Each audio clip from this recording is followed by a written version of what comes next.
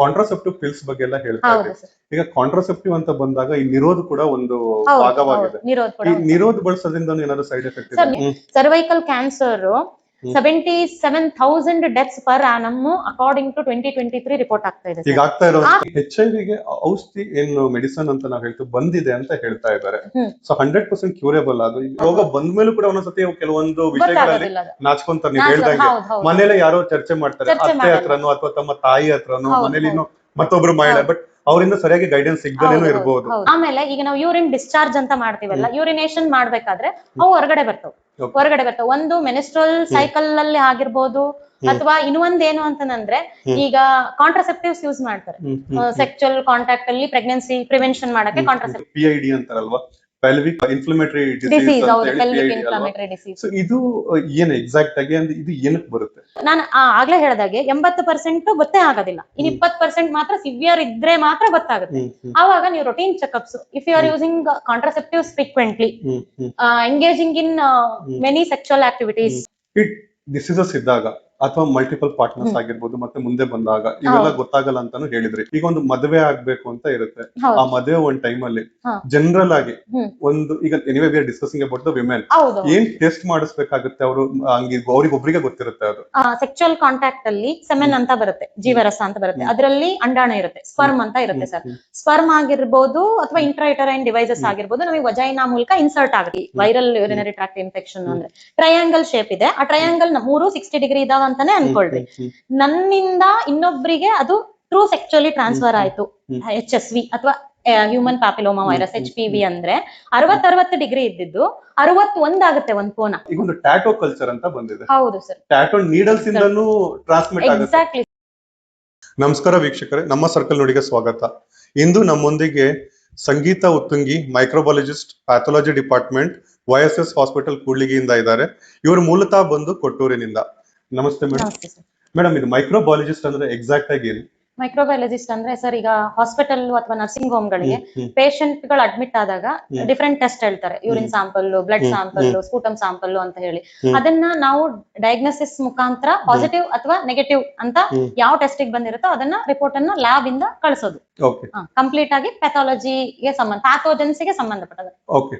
So ಇವತ್ತು ನೀವು ಮೈಕ್ರೋಬಾಲಜಿಸ್ಟ್ ಆಗಿರೋದ್ರಿಂದ ಸುಮಾರು ಕೇಸ್ಗಳು ನೋಡಿರ್ತೀರಾ, ರಿಪೋರ್ಟ್ಸ್ ನೋಡಿರ್ತೀರಾ ಅಲ್ವಾ?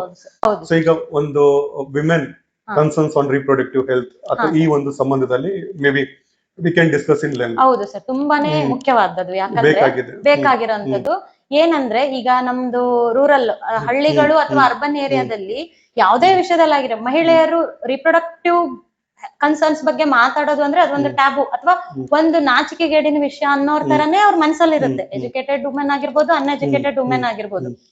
ಬಟ್ ಅದು ಈಗಿನ ಪ್ರೆಸೆಂಟ್ ಸಿನಾರಿಯೋ, ಪ್ರೆಸೆಂಟ್ ಸಿಚುವೇಶನ್ ಅಲ್ಲಿ ತುಂಬಾನೇ ಹೆಲ್ತ್ ರಿಪ್ರೊಡಕ್ಟಿವ್ ಡಿಸೀಸಸ್ ಗೆ ರೀಸನ್ಸ್ ಆಗ್ತಾ ಇದೆ.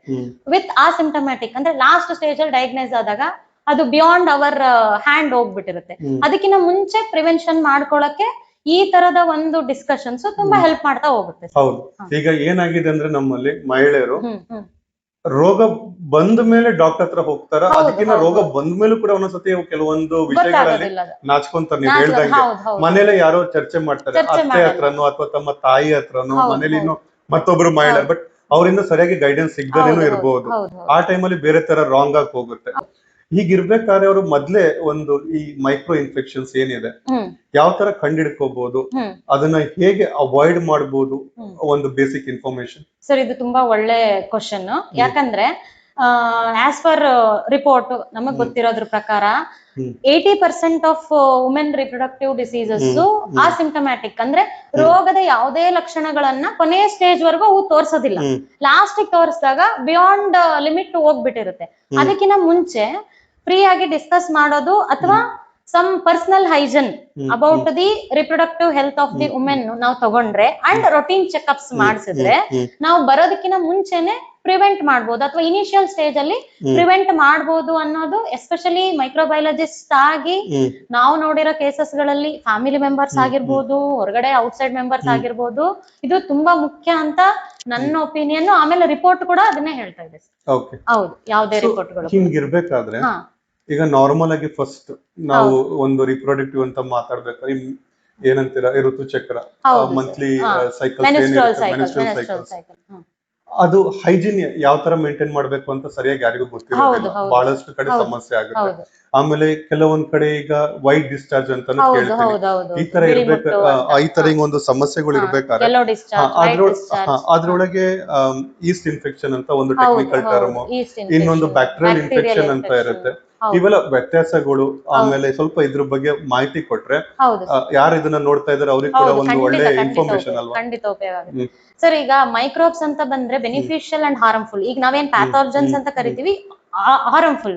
ಈ ಬೆನಿಫಿಷಿಯಲ್ ನಮ್ಮ ದೇಹದ ಒಳಗಡೆನೆ ಇರ್ತಾವ, ನಮ್ ದೇಹಕ್ಕೆ ಡೈಜೆಷನ್ಗೋ ಇನ್ಯಾವುದಕ್ಕೋ ಹೆಲ್ಪ್ ಮಾಡ್ತಿರ್ತಾವ, ಅದು ಇಂಪಾರ್ಟೆಂಟ್ ಆಗಿರ್ತಾವ, ಅವು ಇದ್ದೇ ಇರ್ತಾವ. ಆಮೇಲೆ ಈಗ ನಾವು ಯೂರಿನ್ ಡಿಸ್ಚಾರ್ಜ್ ಅಂತ ಮಾಡ್ತೀವಲ್ಲ, ಯೂರಿನೇಷನ್ ಮಾಡ್ಬೇಕಾದ್ರೆ ಅವು ಹೊರಗಡೆ ಬರ್ತಾವ. ಒಂದು ಮೆನ್ಸ್ಟ್ರುವಲ್ ಸೈಕಲ್ ಅಲ್ಲಿ ಆಗಿರ್ಬೋದು, ಅಥವಾ ಇನ್ನೊಂದ್ ಏನು ಅಂತಂದ್ರೆ ಈಗ ಕಾಂಟ್ರಸೆಪ್ಟಿವ್ಸ್ ಯೂಸ್ ಮಾಡ್ತಾರೆ ಸೆಕ್ಚುಯಲ್ ಕಾಂಟ್ಯಾಕ್ಟ್ ಅಲ್ಲಿ ಪ್ರೆಗ್ನೆನ್ಸಿ ಪ್ರಿವೆನ್ಷನ್ ಮಾಡಕ್ಕೆ. ಕಾಂಟ್ರಸೆಪ್ಟಿವ್ಸ್ ಈಗ ನಮ್ಮ ದೇಹದಲ್ಲಿ ಇರ್ತಕ್ಕಂಥವು ಬೆನಿಫಿಷಿಯಲ್ ಉಪಯೋಗಕಾರಿ ಮೈಕ್ರೋಬ್ಸ್ ಅಂತ ಕರಿತೀವಿ. ಅದಕ್ಕೆ ಪೂರಕವಾದ ವಾತಾವರಣ ನಮ್ಮ ದೇಹದಲ್ಲಿ ಜೀವಕೋಶಗಳಲ್ಲಿ ಇರುತ್ತೆ. ಈಗ ಹೊರಗಡೆಯಿಂದ ಬಂದವಕ್ಕೆ ಈ ಕಾಂಟ್ರಸೆಪ್ಟಿವ್ಸ್ ಅಂತ ಏನ್ ಮಾಡ್ತೀವಿ, ಇನ್ನೊಂದು ನಾಚ್ಕೋಬಾರ್ದು ಏನು ಅಂತಂದ್ರೆ it is sexual contact is there personal opinion. ಅವರು ಮಲ್ಟಿಪಲ್ ಪಾರ್ಟ್ನರ್ಸ್, ಸಿಂಗಲ್ ಪಾರ್ಟ್ನರ್ಸ್, ನಾವ್ ಅದನ್ನ ಕ್ವಶನ್ ಮಾಡಕ್ ಆಗಲ್ಲ. ಅದು ಹಾರ್ಮೋನಲ್ ಇಂಬ್ಯಾಲೆನ್ಸ್ ಇಂದಾನು ಆಗಿರ್ಬೋದು, ಏನಾದ್ರೂ ಆಗಿರ್ಬೋದು. ಆಗಿದ್ದಾಗ ನಾವು ತಡೆಗಟ್ಟಬಹುದಕ್ಕೆ ಏನೇನು ಮಾರ್ಗಗಳದಾವ ಅದನ್ನ ನೋಡ್ಕೊಂಡ್ರೆ ಆಯ್ತಲ್ವಾ? ಅದು ಏನ್ ಮಾಡುತ್ತೆ ಅಂತಂದ್ರೆ ಮಲ್ಟಿಪಲ್ ಪಾರ್ಟ್ನರ್ಸ್ ಆಮೇಲೆ ಕಾಂಟ್ರಸೆಪ್ಟಿವ್ಸ್ ನಮಗೆ ಎಂಟರ್ ಆಗಿರೋಂತ ಪ್ಯಾಥೋಜನ್ಸ್ ಅನ್ನ ನಮ್ಮ ಜನನಾಂಗದಲ್ಲಿ, ಸ್ತ್ರೀ ಜನನಾಂಗದಲ್ಲಿ ಯುಟರೈನ್ ಕ್ಯಾವಿಟಿ ಆಗಿರ್ಬೋದು, ಫೆಲೋಪಿಯನ್ ಟ್ಯೂಬ್ ಆಗಿರ್ಬೋದು, ಸರ್ವೆಕ್ಸ್ ಆಗಿರ್ಬೋದು, ಅಲ್ಲಿ ಬೆಳವಣಿಗೆಗೆ ಸಹಾಯ ಮಾಡ್ತಾವ. ಬೆಳವಣಿಗೆಗೆ ಸಹಾಯ ಮಾಡುದು ಬೆಳವಣಿಗೆ ಹಂತದಲ್ಲಿ ಇರುವಾಗ ಅದು ಏನು ಗೊತ್ತಾಗಲ್ಲ. ಬೆಳವಣಿಗೆ ಹಂತದಲ್ಲಿ ಏನು ಗೊತ್ತಾಗಲ್ಲ. ಅದು ನಾನು ಆಗ್ಲೇ ಹೇಳ್ದಾಗೆ 80% ಗೊತ್ತೇ ಆಗೋದಿಲ್ಲ. ಇನ್ 20% ಮಾತ್ರ ಸಿವಿಯರ್ ಇದ್ರೆ ಮಾತ್ರ ಗೊತ್ತಾಗುತ್ತೆ. ಆವಾಗ ನೀವು routine checkups, if you are using contraceptives frequently, engaging in many sexual activities ಅಂದಾಗ ನೀವು ರೊಟೀನ್ ಟೆಸ್ಟ್ ಗೆ ಹೋಗೋದು. ಆವಾಗ ಡಯಾಗ್ನೈಸ್ ಆಗುತ್ತೆ. ಅಲ್ಲಿ ಡಯಾಗ್ನೈಸ್ ಹಂತಗಳು ಬರ್ತಾವ. Negative, post negative, window period, ಅದರಲ್ಲಿ ಒಂದೊಂದು ಹಂತಗಳು. ಫಸ್ಟ್ನೇ ಹಂತದಲ್ಲಿ ಇದೆ, ಇಲ್ಲ ಕಂಪ್ಲೀಟ್ ಆಗಿ ಪಾಸಿಟಿವ್ ಬಂದಿಲ್ಲ, ಕಂಪ್ಲೀಟ್ ಆಗಿ ನೆಗೆಟಿವ್ ಬಂದಿಲ್ಲ ಅಂತ ಎಲ್ಲ ಇರುತ್ತೆ. ಅದ್ರ ಮೇಲೆ ಫರ್ದರ್ ಸಜೆಷನ್ ತಗೊಂಡು ನೀವು ಟೆಸ್ಟ್ ಮಾಡಿಸ್ಕೊಂಡು ಅದಕ್ಕೆ ರೆಮಿಡೀಸ್ ನ ಹುಡುಕೋಬಹುದು. ಈಗ ನೀವು ಹೇಳ್ತಾ ಇದ್ದೀರಾ ಟೆಸ್ಟ್ ಮಾಡಿಸ್ಬೇಕು ಅಂತ ಹೇಳಿ. ಮೇ ಬಿ ಕೆಲವರು ಆಕ್ಟಿವ್ ಇದಾರೆ, ಓಕೆ, ಬಟ್ ಸ್ವಯಂ ಅವರೇ ಮಾಡಿಸ್ಕೋಬೇಕು ಅಂತ ಅವ್ರಿಗೆ ಈಗ ನೀವು ಹೇಳ್ತೀರಾ? ಸರ್, ನಾನು ಆಗ್ಲೇ ಹೇಳ್ದಾಗೆ ಅವರಿಗೆ ಅವರು ರಿಪ್ರೊಡಕ್ಟಿವ್ ಹೆಲ್ತ್ ಕಾಂಟ್ರಸೆಪ್ಟಿವ್ಸ್ ಹೇಗ್ ಮಾಡ್ತಿದಾರಂತೆ ಅವ್ರ ಪರ್ಸನಲ್ ಬಿಟ್ರೆ ಬೇರೆ ಯಾರಿಗೂ ಗೊತ್ತಿರಲ್ಲ. ಅದು ಕಾಮನ್ ಆಗಿ ನನಗೆ ನೆಗಡಿ ಬಂದಿದೆ, ಜ್ವರ ಬಂದಿದೆ ಅಂತ ಹೇಳ್ಕೊಳ್ಳೋಂತ ವಿಷಯಗಳು ಅಲ್ಲ. ಒಂದು ಏನು ಅಂತಂದ್ರೆ, ಒಂದು ಅವ್ರ ಜೊತೆ ಇರೋಂತ ಪಾರ್ಟ್ನರ್, ಮೇಲ್ ಪಾರ್ಟ್ನರ್ ಅಥವಾ ಸ್ವಯಂ ಅವರೇ ಇನಿಷಿಯೇಟಿವ್ ತಗೊಳ್ಳೇಬೇಕು. ಅದು ಯಾಕಂದ್ರೆ ಅದು ಪ್ಯೂರ್ಲಿ ಪರ್ಸನಲ್. ನನಗೆ ಕೆಮ್ಮಾದ್ರೆ ಗೊತ್ತಾಗುತ್ತೆ, ನೆಗಡಿ ಆದ್ರೆ ಗೊತ್ತಾಗುತ್ತೆ, ಜ್ವರ ಬಂದ್ರೆ ಗೊತ್ತಾಗುತ್ತೆ. ಡಿಸ್ಕಷನ್ ಮಾಡಕ್ ಆಗದೆ ಇರೋಂತ ಒಂದು ವಿಷಯ.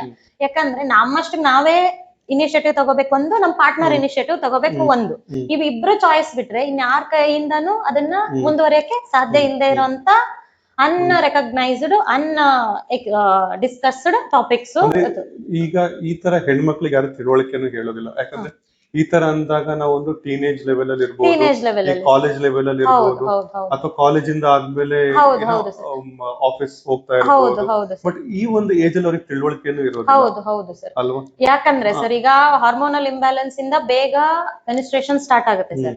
ಮೆನ್ಸ್ಟ್ರೇಷನ್ ಸ್ಟಾರ್ಟ್ ಆದಾಗ ಸೆಕ್ಚುಯಲ್ ಅರ್ಜ್ ಸ್ಟಾರ್ಟ್ ಆಗುತ್ತೆ. ನೀವೇ ನೋಡಿದಾಗ ಈಗ ಜೆನ್ ಅಲ್ಫಾ ಹೆಂಗಂದ್ರೆ ಲಿವ್ ಇನ್ ರಿಲೇಶನ್ಶಿಪ್ ಅಂತ ಮಾಡ್ತಾರೆ. ಇದು ಯಾಕಂದ್ರೆ ಹೇಳ್ಬೇಕಾದ ವಿಷಯ, ಅದಕ್ಕೆ ಹೇಳ್ತಾ ಇದೀನಿ ನಾನು. ಇದ್ರಲ್ಲೇನ್ ನಾಚಿಕೆ ಪಟ್ಕೊಳ್ಳೋದಿಲ್ಲ. ನಮಗ್ ಗೊತ್ತಿದಂಗೂ ಸ್ವಲ್ಪ ನಡೀತಿರುತ್ತೆ, ಗೊತ್ತಾಗ್ದಂಗೂ ನಡೀತಾ ಇರುತ್ತೆ. It starts from teenaging to house wives ಅಲ್ವಾ? ಎಲ್ಲಾ ತರದ ಏಜ್ ಗ್ರೂಪ್ ನವರಿಗೂ ಈ STD, sexually transmitted diseases, sexually transmitted infections ಆಗೋ ಪಾಸಿಬಿಲಿಟಿ ಇದೆ. ಯಾಕಂದ್ರೆ ಅದು ಹೆಣ್ಮಕ್ಳಲ್ಲಿ ಜಾಸ್ತಿ. ಜನನಾಂಗ ವ್ಯವಸ್ಥೆನೆ ಆ ರೀತಿ ಬೈ ಬರ್ತ್ ಫ್ರೇಮ್ ಆಗಿರುತ್ತೆ, ಜಾಸ್ತಿ ಬೆಳೆಯೋದಕ್ಕೆ ಅನುಕೂಲ ಆಗ್ತಿರುತ್ತೆ. ಅದಕ್ಕೆ ಅವರಾಗೆ ಇನಿಷಿಯೇಟಿವ್ ತಗೋಬೇಕು. ಅವ್ರಿಗೆ ಕನ್ಸರ್ನ್ ಇರೋ ಪಾರ್ಟ್ನರ್ಸ್ ಅಥವಾ ಫ್ರೆಂಡ್ಸ್ ಗ್ರೂಪ್ ಅಥವಾ ಪೇರೆಂಟ್ಸ್, ಯಾರವರು ಅತಿ ಆತ್ಮೀಯರು ಅನಿಸ್ತಾರೋ ಅವರಾಗೆ ಇನಿಷಿಯೇಟಿವ್ ತಗೊಂಡು ಮಾಡಿಸ್ಬೇಕು. ಇದ್ರಲ್ಲಿ ನಾಚಿಕೆ ಪಟ್ಕೊಂಡ್ರೆ ಅವ್ರ ಹೆಲ್ತ್ ಗೆ ಅವರು ಥ್ರೆಟ್ ತಂದ್ಕೊಂಡಂಗ ಆಗುತ್ತೆ. ಸೊ ಈಗ ಯಾರಾದ್ರೂ ಇದ್ರ ಬಗ್ಗೆ ಕನ್ಸಲ್ಟ್ ಮಾಡ್ಬೇಕು ಅಂದ್ರೆ ಸರ್ ಯಾರು ಎಕ್ಸಾಕ್ಟ್ ಆಗಿ ಅವ್ರು ಸರ್ consult ಮಿಡ್ ವೈಫ್ಸ್ ಅಂತ ಬರ್ತಾರೆ, ಮಿಡ್ ವೈಫ್ಸ್, ಆಮೇಲೆ nurses, staff nurses, any government faculties, female faculties ನ ಕೇಳಿದ್ರು ಹೇಳ್ತಾರೆ, ಮೇಲ್ ಫ್ಯಾಕಲ್ಟೀಸ್ ನ ಕೇಳಿದ್ರು ಹೇಳ್ತಾರೆ. ನಾವ್ ಕೇಳ್ಬೇಕಾದದ್ದು ಇಂಪಾರ್ಟೆಂಟ್ ಅಷ್ಟೇ. ಆಮೇಲೆ free tests and less cost of test government ಇಂದಾನೆ ಅವೈಲಬಲ್ ಇದಾವೆ ಸೊ ಫಸ್ಟ್ ಇವ್ರು ಹೋಗ್ಬೇಕಾಗಿರೋಂಥದ್ದು government hospital, government hospital pathology department ಅಥವಾ ಮೈಕ್ರೋಬಯಾಲಜಿ ಸೆಕ್ಷನ್ ಗೆ ಹೋದ್ರೆ ಅವರು ಸರಿಯಾದ ಮಾಹಿತಿ ಅಥವಾ ಗೈಡೆನ್ಸ್ ನ ಕೊಡ್ತಾರೆ. ಏನ್ ಬೇಕಾದ್ರೂ ಕೊಡ್ತಾರೆ, ಆಪ್ತ ಸಮಾಲೋಚನೆ ಮಾಡ್ತಾರೆ. ಅವರಿಗೆ ಹೇಳ್ಬೇಕಾದಂತ ಸಮಸ್ಯೆಗಳನ್ನ ಅವ್ರ ಹತ್ರ ಪರ್ಸನಲ್ ಆಗಿ ಹೇಳ್ಕೊಂಡ್ರೆ ಅವ್ರು ಯಾರ ಹತ್ರನೂ ಡಿಸ್ಕ್ಲೋಸ್ ಮಾಡೋದಿಲ್ಲ. ಅವ್ರ ಉದ್ದೇಶ ಇದನ್ನ ಒಡೆದಾಕ್ಬೇಕು ಅನ್ನೋದು ಮಾತ್ರ ಇರುತ್ತೆ. ಇದನ್ನ ಚೈನ್ ಅನ್ನ ಬ್ರೇಕ್ ಮಾಡ್ಬೇಕು, ಇವರಿಂದ ಅವರಿಗೆ ಸ್ಪ್ರೆಡ್ ಆಗೋದನ್ನ ಕಡಿಮೆ ಮಾಡ್ಬೇಕು ಅನ್ನೋದು ಮಾತ್ರ ಇರುತ್ತೆ ಹೊರತಾಗಿ ಬೇರೆಯವ್ರಿಗೆಲ್ಲ ಸ್ಪ್ರೆಡ್ ಮಾಡ್ಬೇಕು ಅನ್ನೋ ಉದ್ದೇಶ ಹೆಲ್ತ್ ಕೇರ್ ವರ್ಕರ್ಸ್ ಯಾರಿಗೂ ಇರಲ್ಲ. ಕಾನ್ಫಿಡೆನ್ಶಿಯಲಿಟಿ ಮೇಂಟೈನ್ ಮಾಡ್ತಾರೆ, ಡೆಫಿನೆಟ್ಲಿ ಮೇಂಟೈನ್ ಮಾಡ್ತಾರೆ, ಯಾರ ಹತ್ರನೂ ಡಿಸ್ಕ್ಲೋಸ್ ಮಾಡೋದಿಲ್ಲ. ಅಂದ್ರೆ ಈಗ ಯಾರಿಗ್ ಬೇಕು ಅವ್ರು ಹೋಗಿ ಅದನ್ನ ಮುಕ್ತವಾಗಿ ಚರ್ಚೆ ಮಾಡ್ಬೋದು. ಓಕೆ, ಈಗ ಜನರಲ್ ಆಗಿ ಏನು ಕಾಂಟ್ರಾಸೆಪ್ಟಿವ್ಸ್ ಏನಿದೆ ಅಲ್ಲ, ಇದು ಯೂಸ್ ಮಾಡೋದ್ರಿಂದ ಸೇಫ್ ಅಂತ ಹೇಳ್ತಾರೆ ಕೆಲವೊಂದು ಇದ್ರಲ್ಲಿ. ಈಗ ಟ್ಯಾಬ್ಲೆಟ್ಸ್ ರೂಪದಲ್ಲಿ ಕೆಲವೊಂದು ಇದೆ, ಅದು ಕೆಲವೊಂದು ಅಭಿಪ್ರಾಯ ಸೇಫ್ ಅಂತಾನು ಇದೆ, ಉಪಯೋಗಿಸಿ ಅಂತಾನು ಹೇಳ್ತಾರೆ. ಕೆಲವೊಬ್ರು ಉಪಯೋಗಿಸಬೇಡಿ ಅಂತಾನು ಹೇಳ್ತಾರೆ. ಈಗ ನೀವ್ ಹೇಳ್ತಾ ಇರೋದು ಅದರಿಂದ ಹಾರ್ಮೋನಲ್ ಇಂಬ್ಯಾಲೆನ್ಸ್ ಆಗುತ್ತೆ. ಆಮೇಲೆ ಇದು ನಾವೇನ್ ಹೇಳ್ತೀವಿ ಸರ್, pH ಅಂತ ಬರುತ್ತೆ. ನಮ್ಮ ಜನನಾಂಗದ pH ನಮ್ಮ ದೇಹದಲ್ಲಿ ಇರ್ತಕ್ಕಂತ ಮೈಕ್ರೋಬ್ಸ್ ಬೆಳವಣಿಗೆಗೆ ಮಾತ್ರ ಸಹಾಯ ಮಾಡುತ್ತೆ. ನಾನು ಮುಂಚೆನೆ ಹೇಳಿದಾಗೆ ಈ ಕಾಂಟ್ರಾಸೆಪ್ಟಿವ್ಸ್ ಏನ್ ಮಾಡುತ್ತೆ ಅಂದ್ರೆ ಆ ವಾತಾವರಣನ ಚೇಂಜ್ ಮಾಡುತ್ತೆ. ಯಾಕೆ ಚೇಂಜ್ ಮಾಡುತ್ತೆ ಹೇಳ್ರಿ? ನಾವು ಕಾಂಟ್ರಾಸೆಪ್ಟಿವ್ ಏನಕ್ಕೆ ತಗೊಂತೀವಿ? ಗರ್ಭ ನಿರೋಧಕ ಮಾತ್ರೆ ಅಂತ ತಗೊಂತೀವಿ, ಹೌದಾ? ಅದನ್ನ ಗರ್ಭ ನಿರೋಧ ಮಾಡುತ್ತೆ, ಅಂದ್ರೆ ಅಂಡಾಣು ವೀರ್ಯಾಣು ಮಿಲನ ಆಗೋದನ್ನ ತಡೆಯುತ್ತೆ. ಅದು ಅದ್ರ ಉದ್ದೇಶ. ಯಾವುದೇ ಕಂಪನಿ ಕೆಮಿಕಲ್ಸ್ ಅದು ಉದ್ದೇಶ ಇಟ್ಕೊಂಡ್ ಮಾತ್ರ ಮಾಡಿರ್ತಾವ. ಆಮೇಲೆ ಅದರಿಂದ ಆಗೋ ಸೈಡ್ ಎಫೆಕ್ಟ್ ಬಗ್ಗೆ ಅಷ್ಟು ಕಾನ್ಸಂಟ್ರೇಟ್ ಮಾಡಕ್ ಆಗಲ್ಲ. ಯಾಕಂದ್ರೆ if you are gaining something you have to lose something ಅಂತ. ಅದು ಇನ್ಸರ್ಷನಲ್ ಇನ್ಆಕ್ಟಿವೇಶನ್ ಅಂತ. ಒಂದ್ ಇನ್ಸರ್ಟ್ ಮಾಡಿದ್ರೆ ಒಂದ್ ಇನ್ಆಕ್ಟಿವೇಟ್ ಆಗೇ ಆಗುತ್ತೆ ಅಂತ.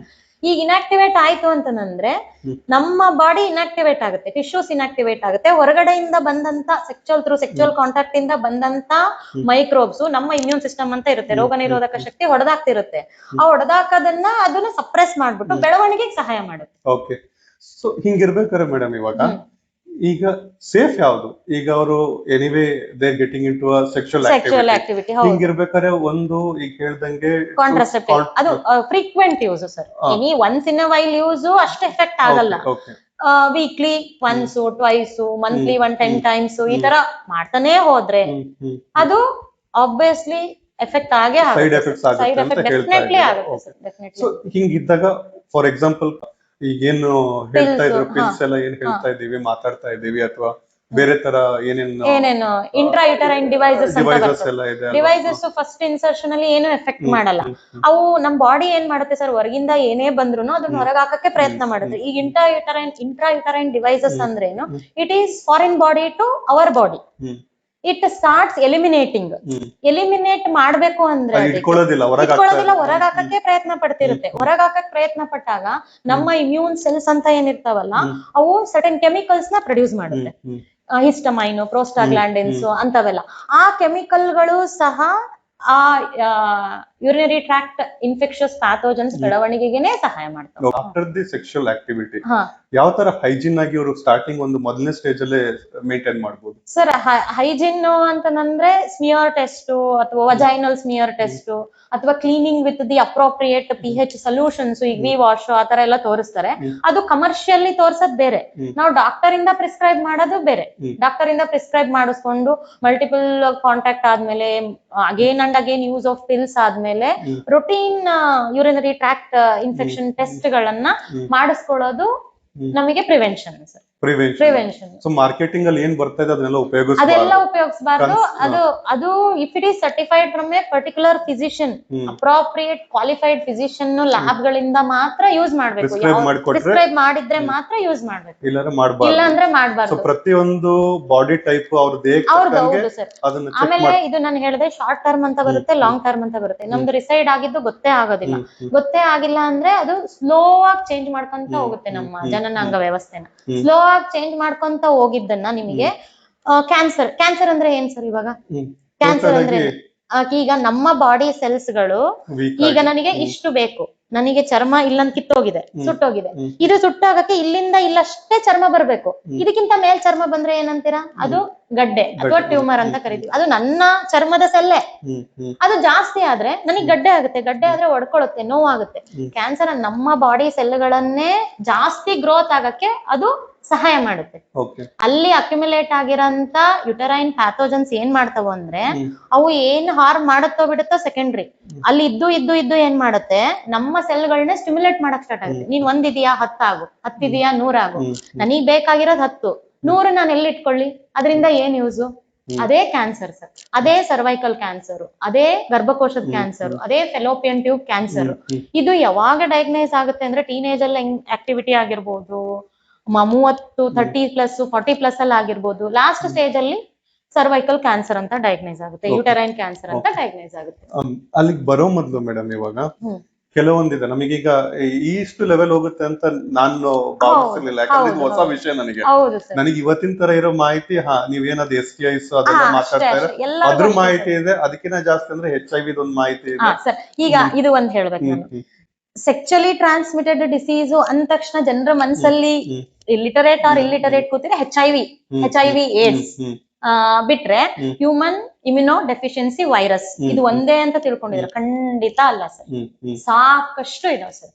ಗೊನೋರಿಯಾ ಅಂತ ಇದೆ, ಸಿಫಾಲಿಸ್ ಅಂತ ಇದೆ, ಟ್ರಿಪೋನಿಮಾ ಪೆಲೆಡಿಯಂ ಅಂತ ಇದೆ, ಕ್ಲೆಮೈಡಿಯಾ ಅಂತ ಇದೆ, ಕ್ಯಾಂಡಿಡಾ ಅಂತ ಇದೆ. ಅದೇ ನಮಗೆ ಸ್ಕ್ರೀನಿಂಗ್ ಅನ್ನೋದು ಸರ್. ಈಗ ನಾನು first standard, second standard, LKG ಎಲ್ಲರನ್ನೂ ಹಾಕ್ಬಿಡ್ತೀನಿ ಒಂದೇ ಡ್ರೆಸ್. ಕೆಲವೊಬ್ರು ಫಸ್ಟ್ ಸ್ಟ್ಯಾಂಡರ್ಡ್ ಅವರು ಹೈಟ್ ಇರ್ತಾರೆ, ಕೆಲವೊಬ್ರು 5th ಸ್ಟ್ಯಾಂಡರ್ಡ್ ಅವರು ಕುಳ್ಳಕ್ಕಿರ್ತಾರೆ. How can you differentiate? ಅದೇ ಸ್ಕ್ರೀನಿಂಗ್ ಅಂತ ಸರ್. ನಮ್ಗೆ ಸ್ಕ್ರೀನಿಂಗ್ ಅಂತ ಮಾಡಿದ್ಮೇಲೆ ಈಗ ಫಂಗಲ್ ಬೆಳೆಯಕ್ಕೆ ಬೇರೆ ಬೇರೆ ಮೀಡಿಯಾ ಬೇಕು. ಯಾಕಂದ್ರೆ 1ನೇ ಕ್ಲಾಸ್ ಅವ್ನು ಬೇರೆ ಪಾಠ ಓದ್ತಾನೆ, ಪಾಠ ಓದಿದ್ರೆ ಗೊತ್ತಾಗುತ್ತೆ ಇವ್ನು 1ನೇ ಕ್ಲಾಸ್ ದವನು ಅಂತ. ಬೇರೆ ಬೇರೆ ಮೀಡಿಯಾ ಬಳದು ನಿಮಗೆ ಬ್ಯಾಕ್ಟೀರಿಯಾ ಆಗಿದೆನಾ, ಫಂಗಲ್ ಆಗಿದೆನಾ, ಪ್ರೋಟೋಜೋವನ್ ಆಗಿದೆನಾ, ವೈರಸ್ ಆಗಿದೆ. ವೈರಸ್ ಡಿಟೆಕ್ಷನ್ ಮಾಲಿಕ್ಯುಲರ್ ಲೆವೆಲ್ ಅಂತ ಕರಿತೀವಿ ಸರ್ ನಾವು. ಅದು ಅಣುಗಳ ರೂಪದಲ್ಲಿ, ಅದು ಬಹಳ ಹೈ ಲೆವೆಲ್ ಟೆಸ್ಟ್ ಸರ್. ಅದು HIV ಬಿಟ್ಟು ತುಂಬಾನೇ ಇದಾವ್ ಸರ್. ಇದು ನಮಗ್ ಗೊತ್ತಿರೋ ಅಂತ ಒಂದು ನೋನ್ ಡೆವಿಲ್ ಇದ್ದಂಗೆ ಅಷ್ಟೇ. ಇದು ಎಲ್ಲ ಹೇಳ್ತಾ ಇದ್ದೀರಾ. ಎನಿವೇ ಕ್ಯಾನ್ಸರ್ ಲೆವೆಲ್ ಹೋಗುತ್ತೆ. ಬರೋಣ, ಒಂದೇ 2-3 ಪ್ರಶ್ನೆ ಇದೆ, ಅದಾದ ನಂತರ ಅದಕ್ಕೆ ಬರೋಣ. ಈಗ ಇನ್ನ ಒಂದು ನಾನ್ ಕೇಳ್ಪಟ್ಟಿರೋದ್ರೆ, ಈಗ PID ಅಂತಾರಲ್ವಾ, ಪೆಲ್ವಿಕ್ ಇನ್ಫ್ಲಮೇಟರಿ ಡಿಸೀಸ್ ಅಂತ ಹೇಳಿ. ಸೊ ಇದು ಏನ್ ಎಕ್ಸಾಕ್ಟ್ ಆಗಿ ಅಂದ್ರೆ ಇದು ಏನಕ್ಕೆ ಬರುತ್ತೆ ಸರ್? ಈಗ ನಾನು ಹೇಳ್ದೆ, ಈಗ ಸೆಕ್ಚುಯಲ್ ಕಾಂಟ್ಯಾಕ್ಟ್ ಅಲ್ಲಿ ಸೆಮೆನ್ ಅಂತ ಬರುತ್ತೆ, ಜೀವರಸ ಅಂತ ಬರುತ್ತೆ. ಅದರಲ್ಲಿ ಅಂಡಾಣು ಇರುತ್ತೆ, ಸ್ಪರ್ಮ್ ಅಂತ ಇರುತ್ತೆ ಸರ್. ಸ್ಪರ್ಮ್ ಆಗಿರ್ಬೋದು ಅಥವಾ ಇಂಟ್ರಾಯುಟರೈನ್ ಡಿವೈಸಸ್ ಆಗಿರ್ಬೋದು, ನಮಗೆ ವಜೈನಾ ಮೂಲಕ ಇನ್ಸರ್ಟ್ ಆಗುತ್ತೆ. ಹೌದಾ? ವಜೈನಾ ಮೂಲಕ ಇನ್ಸರ್ಟ್ ಆದ ತಕ್ಷಣ ನೆಕ್ಸ್ಟ್ ಬರೋ ಅಂತ ದಾರಿ, ಟ್ರ್ಯಾಕ್, ಯೂರಿನರಿ ಟ್ರ್ಯಾಕ್ ಅಂತ ಬಂದಾಗ ಬರದೆ ಸರ್ವೈಕಲ್ ಪ್ಯಾಸೇಜ್ ಸರ್. ಅಲ್ಲಿಂದ ಅಂಡಾಣು ಫೆಲೋಪಿಯನ್ ಟ್ಯೂಬ್ ಗರ್ಭನಾಳಕ್ಕೆ ಹೋಗಿ ಅಲ್ಲಿ ನಿಮಗೆ ಗರ್ಭಧಾರಣೆ ಆಗುತ್ತೆ. ಈಗ ಆ ದಾರಿ ಸಾಗ್ಬೇಕಲ್ಲ ಸರ್. ಆ ದಾರಿನಲ್ಲಿ ನಿಮಗೆ ಆ ಹಿಂಡರೆನ್ಸ್ ಆಯ್ತು, ಅಡ್ಡ ಆಯ್ತು, ಅಲ್ಲಿ ಸ್ಟಾಪ್ ಆಗುತ್ತೆ. ಅದು ಸ್ಪರ್ಮ್ ಮುಂದೆ ಹೋಗಲ್ಲ. ಸ್ಪರ್ಮ್ ಮುಂದೆ ಹೋಗಲ್ಲ ಅಂದ್ರೆ ಅದು ಎಷ್ಟೊತ್ತು ಬದುಕಿರುತ್ತೆ ಸರ್? ಆಕ್ಚುಲಿ ಏನಂದ್ರೆ ಫಿಮೇಲ್ದು ಎಸಿಡಿಕ್ pH ಅಂತ ಇರುತ್ತೆ, ಆಮ್ಲ ಗುಣ ಇರುತ್ತೆ, ಸಾಯಿಸ್ಬಿಡುತ್ತೆ. ಅವಾಗೇನು ನ್ಯಾಚುರಲ್ ನಾವು ಸೆಕ್ಚುಯಲ್ ಆಕ್ಟಿವಿಟೀಸ್ ನಲ್ಲೇ ಇದೀವಿ ಕಪಲ್ಸ್ ಅಂತ ಅಂದ್ರೂ ಕೂಡ ನಮಗೆ ಕನ್ಸೀವ್ ಆಗಲ್ಲ, ಗರ್ಭಧಾರಣೆ ಆಗಲ್ಲ. ಅವಾಗ ನಿಮಗೆ ಮಲ್ಟಿಪಲ್ ಟೈಮ್ಸ್ ಡಾಕ್ಟರ್ ಹೇಳಿದ ಟೈಮಿಗೆ ಮೇಟಿಂಗ್ ಆದ್ರೂ ಗರ್ಭಧಾರಣೆ ಆಗ್ಲಿಲ್ಲ ಅಂದ್ರೆ ನಿಮ್ಮ ಸರ್ವೈಕಲ್ ಕ್ಯಾವಿಟಿನಲ್ಲಿ ಏನೋ ಒಂದು ತೊಂದ್ರೆ ಇದೆ ಅಂತ ನಮಗ್ ನಾವೇ ಡಿಸೈಡ್ ಮಾಡ್ಕೊಂಡು ಸರ್ವೈಕಲ್ ಟೆಸ್ಟ್ ಗಳನ್ನ, ಸ್ಕ್ರೀನಿಂಗ್ ಟೆಸ್ಟ್ ಗಳನ್ನ ಮಾಡಿಸ್ಬೇಕು. ಇದು ನೀವೇನಿದ್ರಿ ಪೆಲ್ವಿಕ್ ಡಿಸೀಸ್. ಇದು ಮುಂದೆ ಹೋದ್ರೆ, ಈಗ ನನಗೆ ಸರ್ವೈಕಲ್ ಅಲ್ಲಿ ಬೆಳೀತು, ಯುಟರೈನ್ ಅಲ್ಲಿ ಎಂಡೋಮೆಟ್ರಿಯಂ ವಾಲ್ ಅಂತ ಇರುತ್ತೆ. ಎಂಡೋಮೆಟ್ರಿಯಂ ಅಂತಂದ್ರೆ ಎಂಡೋಮೆಟ್ರಿಯಂ ಸೆಲ್ಗಳು ಏನ್ ಮಾಡ್ತಾವು, ನಮಗೆ ನರಿಶ್ಮೆಂಟ್ ಕೊಡ್ತಾವು, ಬೇಬಿ ಡೆವಲಪ್ ಆಗಕ್ಕೆ ನರಿಶ್ಮೆಂಟ್ ಕೊಡ್ತಾವು. ಅಲ್ಲೋಗಿ ಸ್ಟಾಕ್ ಆಗುತ್ತೆ ಪ್ಯಾಥೋಜನ್ಸ್. ಅಲ್ಲಿಂದ ಗರ್ಭನಾಳಕ್ಕೆ ಹೋಗುತ್ತೆ. ಗರ್ಭನಾಳ ಎಲ್ಲಿರುತ್ತೆ ಅಂದ್ರೆ ಪೆಲ್ವಿಕ್ ರೀಸನ್ ಅಲ್ಲಿ ಇರುತ್ತೆ. ಇದು ಪೆಲ್ವಿಕ್ ಅಂದ್ರೆ ಲಾಂಗ್ ಟರ್ಮ್ ಆಗಿದೆ ಅಂತಾನೆ ಅರ್ಥ. ಪೆಲ್ವಿಕ್ ಪೇನ್ ಬಂದಿದೆ, ಲೋವರ್ ಅಬ್ಡಾಮಿನಲ್ ಪೇನ್ ಸಿವಿಯರ್ ಆಗಿ ಬಂದಿದೆ, ಕನ್ಸೀವ್ ಆಗ್ತಾ ಇಲ್ಲ ಅಂದ್ರೆ ನಮಗೆ ಯೂರಿನರಿ ಟ್ರ್ಯಾಕ್ಟ್ ಇನ್ಫೆಕ್ಷನ್ ಆಲ್ರೆಡಿ ತುಂಬಾ ದಿನದಿಂದ ಇದೆ ಅಂತ ನಮಗ್ ನಾವೇ ಡಿಸೈಡ್ ಮಾಡ್ಬೋದು. ಸೊ ಪೇನ್ ಪೇನ್ ಬರಬಾರ್ದು. ಬರದು. Pelvic reason lower abdominal pain severe ಆಗಿ ಫ್ರೀಕ್ವೆಂಟ್ ಆಗಿ ಬರ್ತಾ ಇದೆ ಅಂತಂದ್ರೆ ನಮಗೆ ಯೂರಿನರಿ ಟ್ರಾಕ್ಟ್ ಇನ್ಫೆಕ್ಷನ್ ತುಂಬಾ ದಿನಗಳಿಂದ ಈವನ್ ಮಂತ್ಸ್ ಇಂದ ಇಯರ್ಸ್ ಇಂದ ಇದೆ ಅಂತಾನು ನಾವು ಅನ್ಕೋಬಹುದು. ಸೊ ಇಮಿಡಿಯೇಟ್ ಆಗಿ ಫ್ರೀಕ್ವೆಂಟ್ ಆಗಿ ಏನೇನ್ ಮೆಜರ್ಸ್ ಬೇಕೋ ಅದನ್ನ ನಾವು ತಕ್ಷಣಕ್ಕೆ ಮಾಡಿಸ್ಕೋಬಹುದು. ಸೊ ಬೇಸಿಕಲಿ ಡಾಕ್ಟರ್ ಅಂತ ಬಂದಾಗ ಪ್ಯಾಥಾಲಜಿ ಅಂದ್ರೆ ಗೈನಕಾಲಜಿಸ್ಟ್ ಹತ್ರ ಹೋಗ್ಬೋದು, ಆಮೇಲೆ ಪ್ಯಾಥಾಲಜಿಸ್ಟ್ ಹತ್ರ ಹೋಗ್ಬೋದು. ಯಾಕಂದ್ರೆ MD ಇನ್ ಪ್ಯಾಥಾಲಜಿ ಕಡಿಮೆ, ಗೈನಕಾಲಜಿಸ್ಟ್ ಆಲ್ಮೋಸ್ಟ್ ಎಲ್ಲ ಡಯಾಗ್ನೈಸ್ ಮಾಡ್ಬಿಡ್ತಾರೆ. ಏನು ತೀರಾ ಹೈಯರ್ ಲೆವೆಲ್ ಹೋಗಿದೆ ಅಂದ್ರೆ ಮಾತ್ರ MD ಪ್ಯಾಥಾಲಜಿ ಆದವ್ರ ಹತ್ರ ಪ್ಯಾಥಾಲಜಿಸ್ಟ್ ಹತ್ರನೇ ಕಳಿಸ್ತಾರೆ ಸರ್. ಇವೆಲ್ಲ ಒಂದು ಡಿಸೀಸ್ ಅಂತ ನಾವೇನ್ ಡಿಸ್ಕಸ್ ಮಾಡ್ತಾ ಇದೀವಲ್ಲ ಮೇಡಮ್, ಇವಾಗ ಈ ಡಿಸೀಸಸ್ ಇದ್ದಾಗ ಅಥವಾ ಮಲ್ಟಿಪಲ್ ಪಾರ್ಟ್ನರ್ಸ್ ಆಗಿರ್ಬೋದು ಮತ್ತೆ ಮುಂದೆ ಬಂದಾಗ ಇವೆಲ್ಲ ಗೊತ್ತಾಗಲ್ಲ ಅಂತಾನು ಹೇಳಿದ್ರಿ. ಬಹಳಷ್ಟು ಸಮಯ ಏನಿದೆ ಅಂತ ಗೊತ್ತಾಗಲ್ಲ. ಈಗ ಒಂದು ಮದುವೆ ಆಗ್ಬೇಕು ಅಂತ ಇರುತ್ತೆ, ಆ ಮದುವೆ ಒಂದ್ ಟೈಮ್ ಅಲ್ಲಿ ಜನರಲ್ ಆಗಿ ಒಂದು ಈಗ anyway we are discussing about the women, ಏನ್ ಟೆಸ್ಟ್ ಮಾಡಿಸ್ಬೇಕಾಗುತ್ತೆ ಅವರು ಅವ್ರಿಗೊಬ್ರಿಗೆ ಗೊತ್ತಿರುತ್ತೆ ಅದು. ಇದನ್ನ ಜನರಲ್ ಆಗಿ ಡಿಸ್ಕಷನ್ ಮಾಡಕ್ ಆಗಲ್ಲ. ಏನ್ ಅವ್ರು ಜನರಲ್ ಆಗಿ ಒಂದು ಟೆಸ್ಟ್ ಮಾಡಿಸ್ಬೇಕಾಗುತ್ತೆ? ಪ್ಯಾಂಪ್ ಸ್ಮಿಯರ್ ಟೆಸ್ಟ್ ಅಂತ ಬರುತ್ತೆ ಸರ್, PAP ಪ್ಯಾಂಪ್ ಸ್ಮಿಯರ್ ಟೆಸ್ಟ್ ಅಂತಂದ್ರೆ ನಮ್ಮ ವಜೈನಲ್ ಕ್ಯಾವಿಟಿನ ಓಪನ್ ಮಾಡ್ಬಿಟ್ಟು after sexual intercourse or after contraceptive pills or after menstrual cycle or itching ಬಂದಿರುತ್ತೆ, ಫೌಲಿ ಸ್ಮೆಲ್ ಅಂದ್ರೆ ದುರ್ವಾಸನೆ ಬಂದಿರುತ್ತೆ, ಅಥವಾ ವೈಟ್ ಡಿಸ್ಚಾರ್ಜ್ ಇರುತ್ತೆ, ಯೆಲ್ಲೋ ಡಿಸ್ಚಾರ್ಜ್ ಇರುತ್ತೆ, ಅದು ತುಂಬಾ ತಿಂಗಳುಗಳಿಂದ ವರ್ಷಗಳಿಂದ ಆಗ್ತಾನೆ ಇರುತ್ತೆ. ಅವ್ರು ಇವೊಂದು ಅವ್ರು ಸೆಕ್ಚುಲಿ ಸೇಫ್ ಆಗೇ ಇರ್ಲಿ, ಆ ತರ ಇದ್ದಾಗ ಅವ್ರ ಅದನ್ನ ಟೆಸ್ಟ್ ಸ್ಮಿಯರ್ ತಗೊಂತಾರೆ. ಒಂದ್ ಕಾಟನ್ ಬಡ್ ಇರುತ್ತಲ್ಲ ಸರ್, ಇಯರ್ ಬಡ್, ಆ ತರದೊಂದ್ ದೊಡ್ಡ ಬಡ್ ತಗೊಂಡು ಅದನ್ನ ಸ್ವೈಪ್ ಮಾಡ್ಬಿಟ್ಟು ಕಲ್ಚರ್ ಮಾಡ್ತಾರೆ ಸರ್. ಅದೇ ಹೇಳಿದ್ನಲ್ಲ ನಾವು, ಇದು ಒಂದು ಬ್ಯಾಕ್ಟೀರಿಯಲ್ ಕಲ್ಚರ್, ಅದಕ್ಕೂ ವೈಪ್ ಮಾಡ್ತಾರೆ, ಅಲ್ಲಿ ಬ್ಯಾಕ್ಟೀರಿಯಾ ಮಾತ್ರ ಬೆಳೆಯುತ್ತೆ. ಇದು ಒಂದು ಫಂಗಲ್ ಕಲ್ಚರ್, ಅಲ್ಲಿ ಫಂಗಸ್ ಮಾತ್ರ ಬೆಳೆಯುತ್ತೆ. ಇದು ಒಂದು ಪ್ರೋಟೋಜೋವನ್ ಕಲ್ಚರ್, ಪ್ರೋಟೋಜೋವಾ ಮಾತ್ರ. ಸೊ ಈಗ ಇದು ನನಗೆ ಇಲ್ಲಿ ಬ್ಯಾಕ್ಟೀರಿಯಾನಷ್ಟೇ ಗ್ರೋ ಮಾಡುತ್ತೆ. ಇಲ್ಲಿ ನನಗೆ ಪಾಸಿಟಿವ್ ಬಂತಂದ್ರೆ ನನಗೆ ಬ್ಯಾಕ್ಟೀರಿಯಲ್ ಇನ್ಫೆಕ್ಷನ್ ಇದೆ ಅಂತ ಅರ್ಥ. ಇಲ್ಲಿ ಫಂಗಸ್ ಬಂತಂದ್ರೆ ಬ್ಯಾಕ್ಟೀರಿಯಾ ಇಲ್ಲ ಫಂಗಸ್ ಅಷ್ಟೇ ಬಂತಂದ್ರೆ ನನಗೆ ಫಂಗಲ್ ಯೂರಿನರಿ ಟ್ರಾಕ್ಟ್ ಇನ್ಫೆಕ್ಷನ್ ಇದೆ. ವೈರಸ್ ಇವೆರಡೂ ನೆಗೆಟಿವ್ ಬಂತು ಆವಾಗ ನಿಮಗೆ ವೈರಸ್ ಹೋಗ್ತಾರೆ ಸರ್. ಅದು ನಾನು ಹೇಳದ್ನಲ್ಲ, ಅದು ತುಂಬಾ ಮಾಲಿಕ್ಯುಲರ್ ಲೆವೆಲ್ ಟೆಸ್ಟ್, ಅದಕ್ಕೆ ಸ್ವಲ್ಪ ಕಾಸ್ಟ್ ಆಗುತ್ತೆ. ಫ್ರೀ ಇರುತ್ತೆ, ಫ್ರೀ ಅಲ್ಲೇ ಬೇಗ ಬೇಕು ಅಂದ್ರೆ ಪ್ರೈವೇಟ್ ಹಾಸ್ಪಿಟಲ್ಸ್ ಹೋಗ್ಬೇಕು. ಇಲ್ಲ ಪರವಾಗಿಲ್ಲ ನನಗೇನು ಅಸಿಂಟಮ್ಯಾಟಿಕ್ ಇದೆ ಅಷ್ಟೊಂದು ಏನು ಇಲ್ಲ ಅಂದ್ರೆ ಗವರ್ಮೆಂಟ್ ಅಲ್ಲೇ ರಿಪೋರ್ಟ್ ಬರುತ್ತೆ, ಕಾಯ್ಬೇಕು ಸ್ವಲ್ಪ. ಗವರ್ಮೆಂಟ್ ರಿಪೋರ್ಟ್ಸ್ ಎಲ್ಲ ಅಕ್ಯುರೇಟ್ ಎಲ್ಲ ಬರುತ್ತಾ ಮೇಡಂ? ಸರ್ ಅಕ್ಯುರೇಸಿ ಇದೆ ಸರ್. ಈಗ ಮಾಲಿಕ್ಯುಲರ್ ಲೆವೆಲ್ ವೈರಸ್ ಹೇಳ್ತೀವಲ್ಲ ಸರ್, ನಾನು ಇನ್ನೊಂದು ಮೆನ್ಷನ್ ಮಾಡ್ಬೇಕು ಅಂತ ಇದ್ದೆ. HSV ಅಂತ ಬರುತ್ತೆ, human simplex virus, human papilloma virus. ನಾನು ಒಂದು ಕಾಮನ್ ಉದಾಹರಣೆ ಕೊಡ್ತೀನಿ ಸರ್, ಸಿಂಪಲ್. ಯಾಕಂದ್ರೆ ವೈರಸ್ ಅಂದ್ರೆ ಜನರಿಗೆ ಅರ್ಥ ಆಗ್ಲಿ. ವೈರಲ್ ಯೂರಿನರಿ ಟ್ರಾಕ್ಟ್ ಇನ್ಫೆಕ್ಷನ್ ಅಂದ್ರೆ ಟ್ರಯಾಂಗಲ್ ಶೇಪ್ ಇದೆ, ಆ ಟ್ರಯಾಂಗಲ್ 360 ಡಿಗ್ರಿ ಇದಾವ ಅಂತಾನೆ ಅನ್ಕೊಳ್ರಿ. ನನ್ನಿಂದ ಇನ್ನೊಬ್ರಿಗೆ ಅದು ಟ್ರೂ ಸೆಕ್ಚುಲಿ ಟ್ರಾನ್ಸ್ಫರ್ ಆಯ್ತು. HSV ಅಥವಾ ಹ್ಯೂಮನ್ ಪ್ಯಾಪಿಲೋಮಾ ವೈರಸ್ HPV ಅಂದ್ರೆ 60 ಡಿಗ್ರಿ ಇದ್ದಿದ್ದು 61 ಆಗುತ್ತೆ ಒಂದ್ ಕೋನ. ಅದಕ್ಕೆ ಏನಂತೀವಿ HSV1 ಅಂತ ಕರಿತೀವಿ. ಇನ್ನೊಬ್ರಿಗೆ ಟ್ರಾನ್ಸ್ಫರ್ ಆಯ್ತು, HSV2 ಅಂತ ಕರಿತೀವಿ. ಹಾ ಸರ್, ಇದು ನಮಗೆ ಇದು ಏಡ್ಸ್ ಅಲ್ಲೂ ಆಗುತ್ತೆ ಸರ್. ಏಡ್ಸ್ಗೆ ಇವತ್ತಿಗೂ ಯಾಕೆ ಮೆಡಿಸಿನ್ ಇಲ್ಲ? ಬೇರೆ STDs ಗೆ ಯಾಕೆ ಮೆಡಿಸಿನ್ ಇಲ್ಲ? ನಾನು ಯಾಕೆ ಮೇಲಿಂದ ಮೇಲೆ HIV ಅಂತ ಹೇಳ್ತಿದ್ದೀನಿ, ಅದು ಗೊತ್ತಿರೋದು ಅನ್ನೋದಕ್ಕೆ. ಯಾಕೆ ಇಲ್ಲಿವರೆಗೂ ಮೆಡಿಸಿನ್ ಇಲ್ಲ ಅಂದ್ರೆ body to body it changes there conformation, structural conformation. If you are targeting the drug for the angle 60 degrees which is similar, if it is 61 degree, that drug will fail to treat ಆಗುತ್ತೆ. Treat ಮಾಡಕ್ಕಾಗಲ್ಲ. Ultimately ನಮ್ body ಏನು, ನಮ್ body antibodies ನ produce ಮಾಡುತ್ತೆ, ಬೇರೆ ತರದ chemicals ನ ಪ್ರೊಡ್ಯೂಸ್ ಮಾಡುತ್ತೆ, ಅದು ಇಮ್ಯುನಾಲಜಿ. ಅದಕ್ಕೆ ನೀನು 61 ಆಗು, 61.1 ಆಗು, ಅದಕ್ಕೆ ಫಿಟ್ ಆಗ ಅಂತ ಆಂಟಿಬಾಡೀಸ್ ನ ನಮ್ಮ ದೇಹ ಮಾತ್ರ ಪ್ರೊಡ್ಯೂಸ್ ಮಾಡುತ್ತೆ. ಅದಕ್ಕೆ even HIV patients, urinary tract infection patients after positive diagnosis ಆದ್ಮೇಲೆ 10 years, 15 years, 20 years ಸರ್ವೈವ್ ಆಗಿರೋ ಅಂತ ಕೇಸಸ್ ಇದಾವೆ ಸರ್. ಯಾಕೆ? ಅಷ್ಟು ಚೆನ್ನಾಗಿ ಇಮ್ಯೂನ್ ಸಿಸ್ಟಮ್ ಇದೆ, ಆಮೇಲೆ ಡಯಾಗ್ನೈಸ್ ಆದ್ಮೇಲೆ ರಿಪ್ರೊಡಕ್ಟಿವ್ ಹೆಲ್ತ್ ನ ಅಷ್ಟು ಚೆನ್ನಾಗಿ ಮೇಂಟೈನ್ ಮಾಡಿದ್ದಾರೆ ಅನ್ನೋ ಕಾರಣಕ್ಕೆ. Because one life is not my one life, it is so many dependencies are there. Human resource loss is a big loss ಅಲ್ವಾ ಸರ್? ಹೌದು, ಡಿಪೆಂಡೆನ್ಸಿ ಇರುತ್ತೆ. ಮದರ್ ಆಗಿರ್ಬೋದು, ಫಾದರ್ ಆಗಿರ್ಬೋದು, brother, whatever partner it may B.